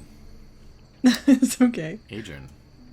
I am going through my bag of all the stuff we have, and I am trying to organize it so that I can pack nicer to go around, and I may put stuff in Thera's bag because it might be too heavy for me. That's fair. So she'll get up in the morning and try and put on her pack and go, wow, that's a lot heavier than it was. What's I was literally in going through here? the inventory. I'm like, there's no way like Adrian would carry this. I'm like, okay, Adrian's gonna carry this, and he's gonna make her carry that, her carry that, and to talk You to know him what? to talk about this thing that I don't know what it is yet. And she probably sees this, looks over at Adrian, and just doesn't bother saying anything else. Okay. There's the pack horse. She's got the strength. It's true. Right. It is true. That's not the only She's reason getting I keep used to you Adrian. So does Adrian eventually pass out, or does Yeah. he? Eventually, Okay. I'll go to bed. Okay. One by one, you all fall asleep, and sleep very soundly.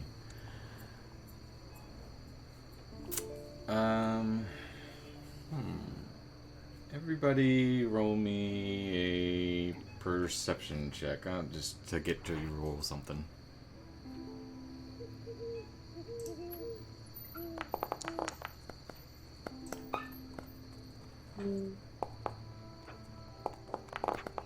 I just hear a mountain waterfall of dice.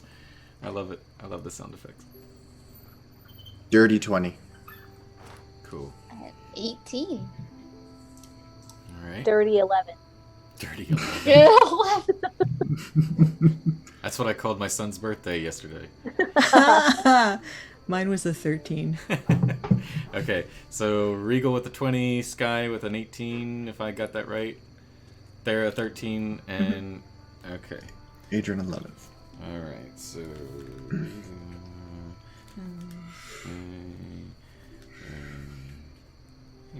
all right, Don't you do that. Regal, you Sorry. Are we Regal- awoken by bells? No. I just wanted you guys to roll something just for the hell of Okay. it. Oh, okay. I was just hearing the sound effect and I was wondering. Oh, yeah, that's my fault. I should probably turn that down a little bit. Regal, you start stirring in your sleep a bit. Nothing that wakes you, but suddenly you are in REM sleep mode, and everything is just kind of black around you. You're in a very familiar realm, as though the landscape around you, out of your vision's extent, is all just pitch black, up, down, all around. But in this vicinity that you're familiar to, you feel something similar to home. It doesn't look identical, but it's that if you've ever had that type of dream where you're in there and nothing looks exactly the same, but it looks close enough to give you the feeling that you're in a familiar place. So it's definitely a sense of either deja vu or just this nostalgic home feeling. And there across from you in a odd cauldron like scenario with a big pot stirring is this very tall elven wizard like individual just kind of stirring something and just kind of mumbling to himself.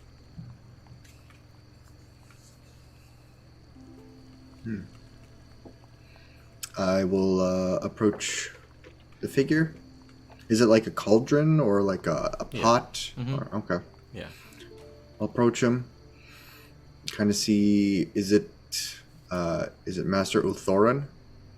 Yes, yeah. With the closer you get, the more it reveals to be a familiar face to you. Okay. I'll kind of just keep watch and see what he's up to, what exactly he's stirring and whatnot. Give me a perception to see what all you do see.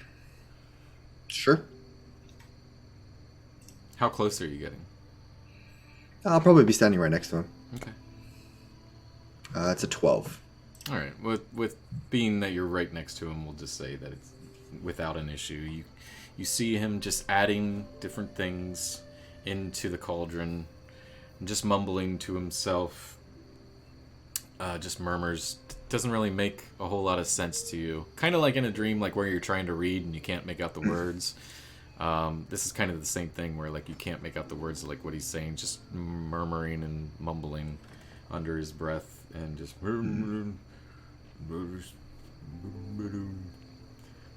How can she even?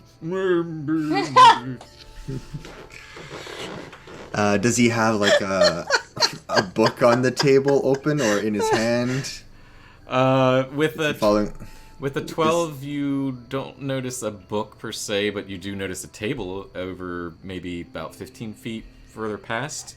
It would actually be in front of him and within eye shot. So if you want to go over there, or what would you like to do? I would. I'm picturing him like if he's stirring a big stick or a spoon or whatever into this big cauldron. He's probably concocting some sort of serum or potion, and he's obviously got an ingredients list either next to him, in front of him, in his hand. So I'm just trying to gauge take a quick glance at what he's making and see if maybe I can help him. So you're looking into the cauldron?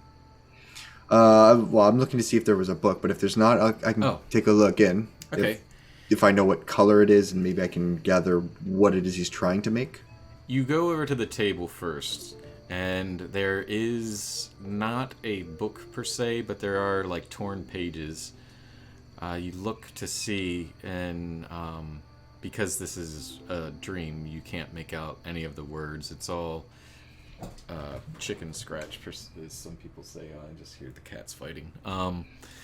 And so it doesn't make any sense to you what it is, so you don't know what exactly he's making. Do you want to go to the cauldron and check it out? Sure. I'll take a look in. Okay. All right. You walk up to the cauldron, and there's actually, ironically, like a couple of stones that you could makeshift into a step stool since you're so short to kind of poke your head in. As you approach the cauldron, the individual does look up to you, and there's like just this kind of blurry facial expression.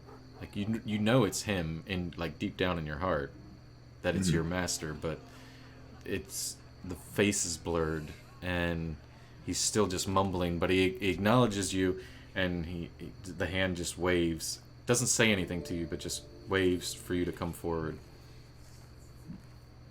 Okay, I continue to, I guess, approach. Okay. If I wasn't already standing next to the cauldron. Yeah, you were. Just the hand waves is what I'm saying, is acknowledging you. And you step up on the stones. You look down into the cauldron, and really weird. Rather than some sort of liquid or mixture or anything. It's like space and time in itself, just in the bowl. And he's just stirring it. And as he stirs, the stars and lights and patterns in the bowl, or in the cauldron, kind of blend and go with the motion of his stick that he's stirring with. And as he makes a pass, the stars and space and time and everything that's in this cauldron kind of settle back in motion. And then when he makes another pass, they all get stirred around and then settle back in again. I look into it, look at him. I gather this is a dream, but there's obviously some sort of possible meaning to it. What would I say? I would probably say... Is this what you're seeking? Is this another... is this another world? Is this our world that you're hoping to uncover or discover? Or simply reimagine and remake it into something new? He keeps murmuring unintelligible words, but acknowledges with the blurred face. And he looks over. There's no facial expression, obviously, but the hand motions kind of look as if he could be happy to see you. And he just reaches over with his long arms and pats you on the head, and then points his finger down in the cauldron and rolls it around. And in that moment when he points his finger and makes this motion, the cauldron, there's an image of a familiar... You might have not seen images of it, or you... This is up to you, but Okay. it would be 4 or 5-headed dragon. Very familiar, large beasts that you would know whether you choose to say it or not. I know what this is. And he looks up. Well, the hand motions, it doesn't wave, but it brings up to the blurred face like this. And Yes. And then just holds it there for a moment. Yes, Master, as we agreed, I would not worry about it. I would not follow what it is and what it does, even though it's possible that it brought me here. But that is all possibility. I am under your care, under your guidance, under your teachings, and I won't stray from that. So again, do not fret. He waves his finger again, and the image goes back to space for a moment, and then starts blurring into a new shape of 4 figures that, if you look close enough, as they're kind of dancing around in the stars, and it's kind of there's no clear image, but if you were to recall of, like, real quick with your pretty sophisticated brain of yours, you would recall that these figures, like silhouettes, if you will, make out your new found companions. And then you just hear him kind of, he does one of these, he's like, and you hear this, eh. He doesn't say anything, but he's like, eh. I guess I'm on the wrong track then. He goes back to mumbling. And then waves his finger one more time. And then as the display of the silhouettes disappears, a black image of just a black spider.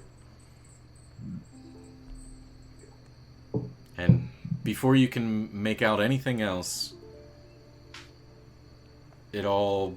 everything around you just kind of evaporates, and you're just floating in space, just black.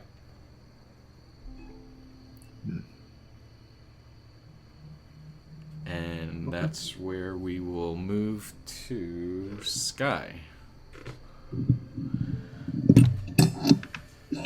You right over there? Sky,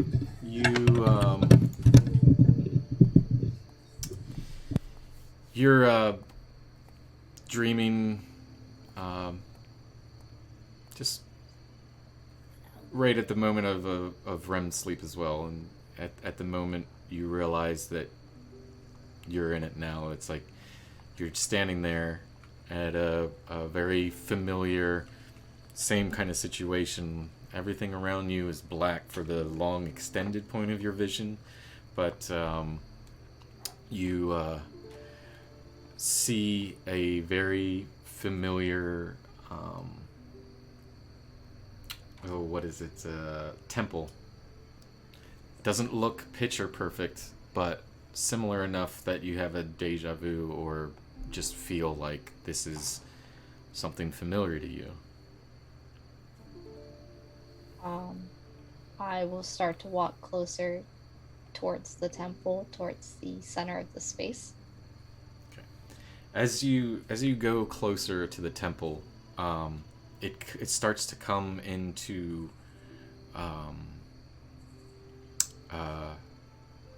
like it starts to come in clearer to you, and like flowers and different plant life and stuff that the monks normally would have you water on your daily routine are present and look familiar. And then you see standing in the center as you walk. Do you walk in? Yes. Okay. As you walk in, it's empty. No furniture, nothing too familiar, but what you can recall from your brain is what's kind of being portrayed to you. And there, sitting in monk fashion, in like meditation form, is a familiar face to you. About maybe 30 feet into the center of the temple. She will continue further in with quiet steps until she is right next to him, and she will sit down in the same meditative fashion that he's sitting. Okay. And this time you actually hear a familiar voice as I'm not going to say it, but I'll just say the voice, the individual looks to you and says, "Ah, little cloud, welcome back. Sit and pray with me."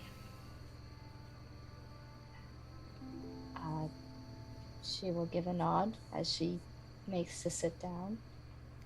And he waits for you because you're a little stubborn sometimes and can't get your proper monk form. And he just patiently waits. Patiently waits, then whacks you in the knee. He says, like this. He says, "Did you do your chores?" Yes. And this individual, I'll explain, or if you would like to explain to everybody what this individual looks like. To try and explain him well. If you want, I can go ahead to save you time. I'll let you explain, just so you can build it up. Okay. So, what the camera sees is sitting in front of Sky is a rather young humanoid figure, human actually, and in pretty tattered clothing for a monk, but this is nevertheless a very skilled monk, but very young looking, but with a deep voice, and without getting into further detail, because I don't want to waste any more time on it, but he asks if you've done your chores. You say yes, and then he asks about he asks about the necklace. He says, "Have you taken care of it?" Her hand will kind of go up to where it's normally hanging. I have it safe. Everything is safe.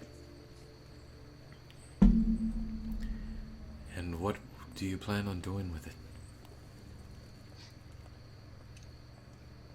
Just protecting it, like you asked me. And do you know of its special abilities?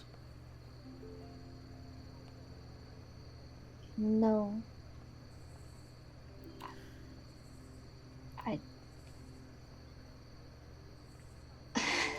I've just been moving. I've been looking for somebody so that I could tell them what happened. Am I supposed to do something with it? It is of great importance, little cloud. I have no way of telling you here in this realm, but I can tell you that you need to look into it. I will. I will try and figure it out. And before you can say anything else, everything goes gray and time kind of slows down. Not for you, well, not for what you're seeing, but everything else is going normal speed. But for you, time slows down for yourself individually, and everything just goes gray to almost black. And as you're trying to stand up to see what's going on, you start seeing these unknown individuals, like with masks and stuff, raiding the temple, and you see other monks running to try to, defend the temple in itself. And in this weird moment, you're like slow-mo moving, trying to get up to do something, but you can't do anything. And there's this look of acknowledgement through your master, and he just says, "Go!" And everything just goes black.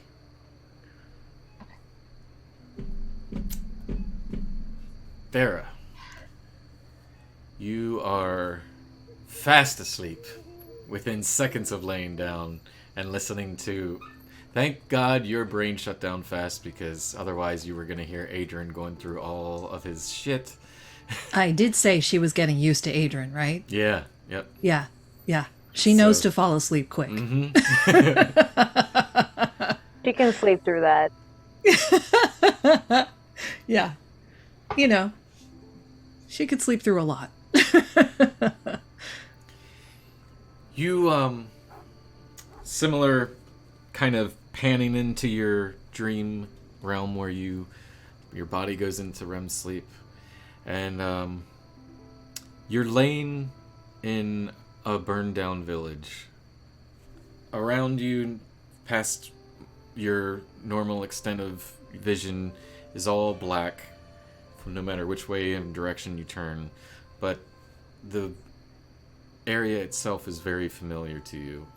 Not to a T, but it's very familiar, as you would know, a reoccurring nightmare. However, this time there's no one around, there's no evil voices, there's nothing.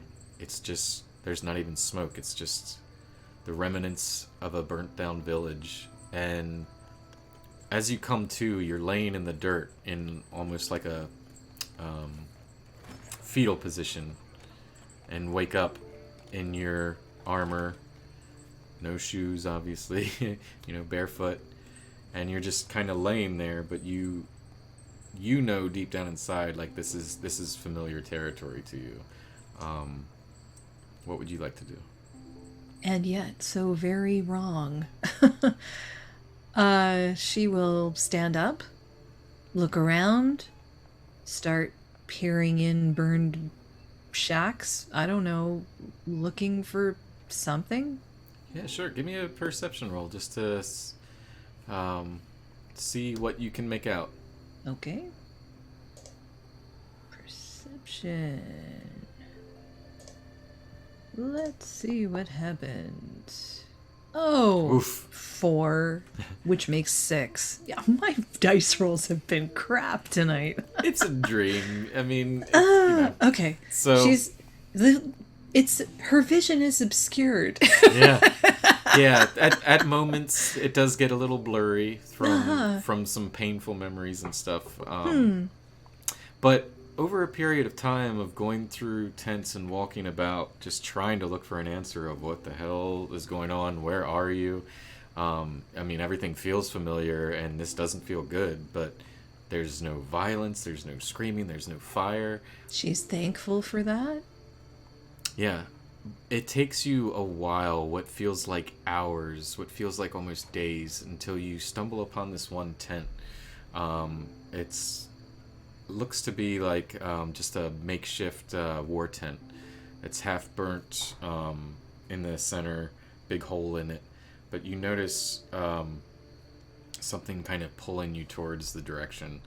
And as you enter the tent, there's a jewelry box that's singed on all sides, just sitting there on the little end table of what was just a makeshift nightstand for a war tent. I don't know why you would have a nightstand. Maybe it was like a a leader or some type's tent. We'll just say. She'll go up to it and sort of carefully lift it and look inside. Okay. As you open the box, it creaks open, and ashes start falling from your hands as the box slowly starts to kind of fall apart, as to the touch, as something burnt like that wood starts falling apart. But you notice these red ruby earrings that look really familiar, and something washes over your head like, well, wait a minute, and you go to grab yours and yours are gone. But you're looking in the box, and these look exactly like yours. Oh, this is strange. She's gonna pick one of them up, or both of them, and look at them in her hand. Alright. As you pick them up, there's a very warm, almost hot sensation to the touch.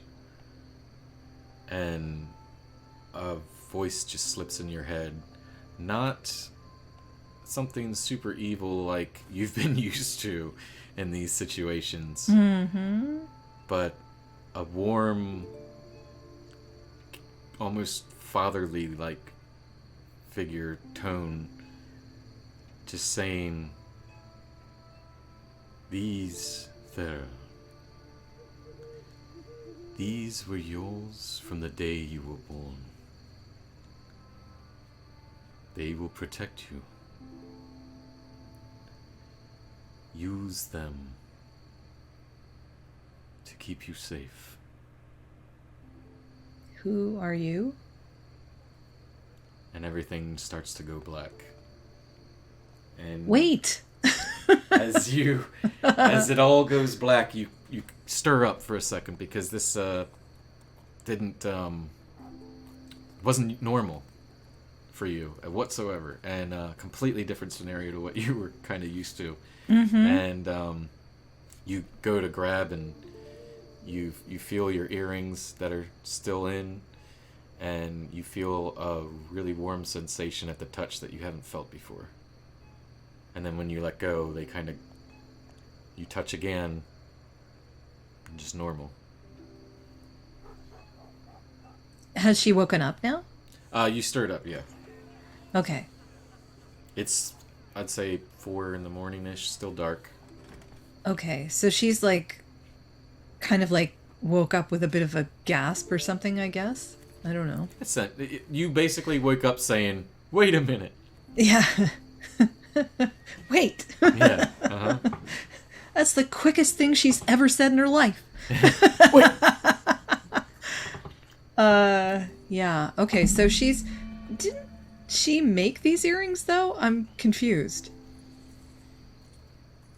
Yeah, I think so, but it's just the dream that you had, so Okay, it's how you interpret it.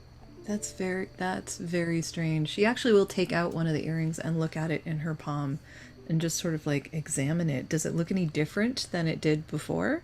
As you look at it, because it's dark, you can't really see a whole lot, but when you're examining it, you feel that kind of warm sensation again. And even though it's dark, you can sort of make out like a swirling motion for a second, and then it kind of goes cold again, like not cold, but a standard jewelry temperature. I don't know. Okay. Well, that is. We got Canadians and Americans, so I don't know if I should break it down to Fahrenheit. Our standards of cold are different. Yes. Yeah. Yeah. Okay. I don't know what Fahrenheit. That's not a real temperature. I don't know what that is. So like 5 degrees Celsius, it feels like. That's pretty cold. Yeah. Roxanne knows better than any of us. Yeah. It's pretty cold. I'm just spitballing. So. Yeah, it was hot. It was like 45 this weekend. Oh my god. Okay. Yeah, I guess she'll put the earring back in and lie back down because we're not ready to get up yet, and she needs more sleep. And that was very strange. And probably what will happen is, as opposed to what usually would happen, is that she's gonna lie back on her back and stare at the ceiling for a little while before exhaustion overtakes her. Sure. And with that, it doesn't take too long for this confusing episode to just kind of rack your brain to the point where it's like, you know what? Okay, yeah, enough. Yeah. So she just falls back asleep. Yep. Hopefully she didn't wake Adrian. Speaking of Adrian, your body falls into REM sleep. Same situation. All black all around. And you find yourself in a very familiar, but not exactly, but very familiar area. Big castle like-ish. Basically, I'm trying to get to the point. You feel like you're at home. Mm-hmm. But you look down and the ground's a lot closer to you than it normally would be. This is a much smaller castle then. Well, I'm kidding. Continue. Yeah. So in other words, like, you know, you're short. You hear a familiar motherly tone calling your first, middle, and last name. And you go running to you hear the voice. So what would you like to do? Yeah, I'll go to the voice. Okay. Down the hall, a familiar hallway, but not identical. The voice seems to be coming from what you know to be the dining or kitchen area. Mm-hmm. And your mother is telling you the servants have prepared dinner. And she is sitting at this long, fancy table. I'll sit at the table. And it's oddly, you're used to a larger presence, but it's just you and her. Okay. And now for tracking purposes, is this my birth mother or the mother? This is your elven mother. Okay. I'm trying to track this myself, so yeah, the high elf one. An individual that looks almost identical to you, but in much darker skin, shows up to the table, and the motherly figure stands up and slams the table and says, "What did I tell you? Never, ever show your face here. Never, You are not worthy. Shoo! Away with you!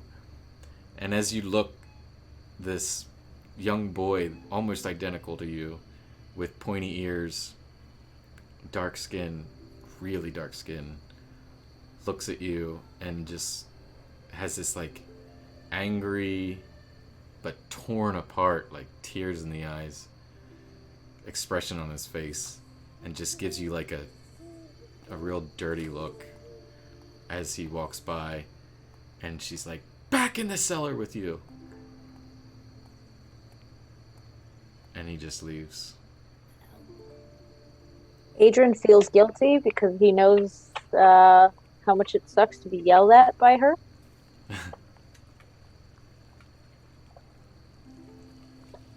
Yeah, and she snaps her fingers, and the waiting staff comes and serves. Oddly, this is weird, but just a hero's feast worth of food between you two at opposite ends of the long table. Do you say anything to her? Who is he? That's who. Who is that boy? And she just laughs. Oh, you kid, like you don't know. You do this every time, Adrian. Give me a history check. See if you recall as a kid.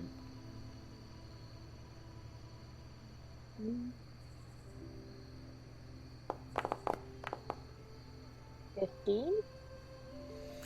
This is what you may or may not choose to remember, or whatnot, is what you remember. Well, we'll just put it this way. Rather than the mother saying it, because she's just kind of like, whatever. You joke all the time. You're the funny person of the family. Get it? You remember this to be what one of the servants told you before was your twin brother, the drow. But you never really see him much. He's locked in the basement normally. Frowned upon.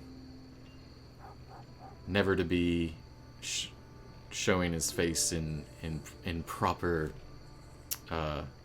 Arrington territory, I should say. That's fair. I'm barely allowed. Yeah.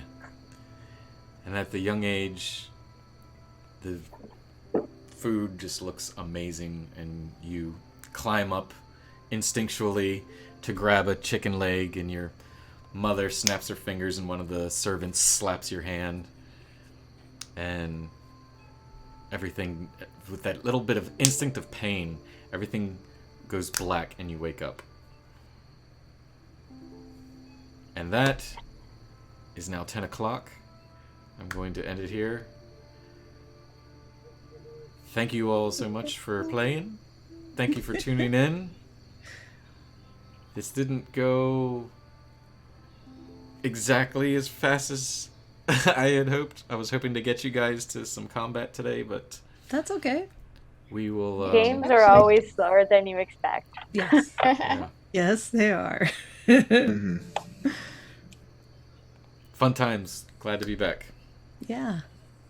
Looking forward to not next week, but the week after. Is that what's happening? Yeah. Yeah, we're the 15th. I'm doing the thing with Kayla in her clubhouse, but everybody's welcome to come along if you have the free time. If not, no biggies. And Join us. there it is. The Kraken says so. There you go. But yeah, the July 22nd, we will be back to continue where we left off, and there is, boy, you guys got some shit ahead of you. Yeah. So, yeah. I'm ready. So yeah, guys, thanks for tuning in. Don't forget to follow if you haven't already, and don't forget that we are working with but we're linked up with Extra Life now, so you can donate to help kids out in that fashion of awesomeness. And yeah, be good to each other, be awesome, and beat hate with love. Bye.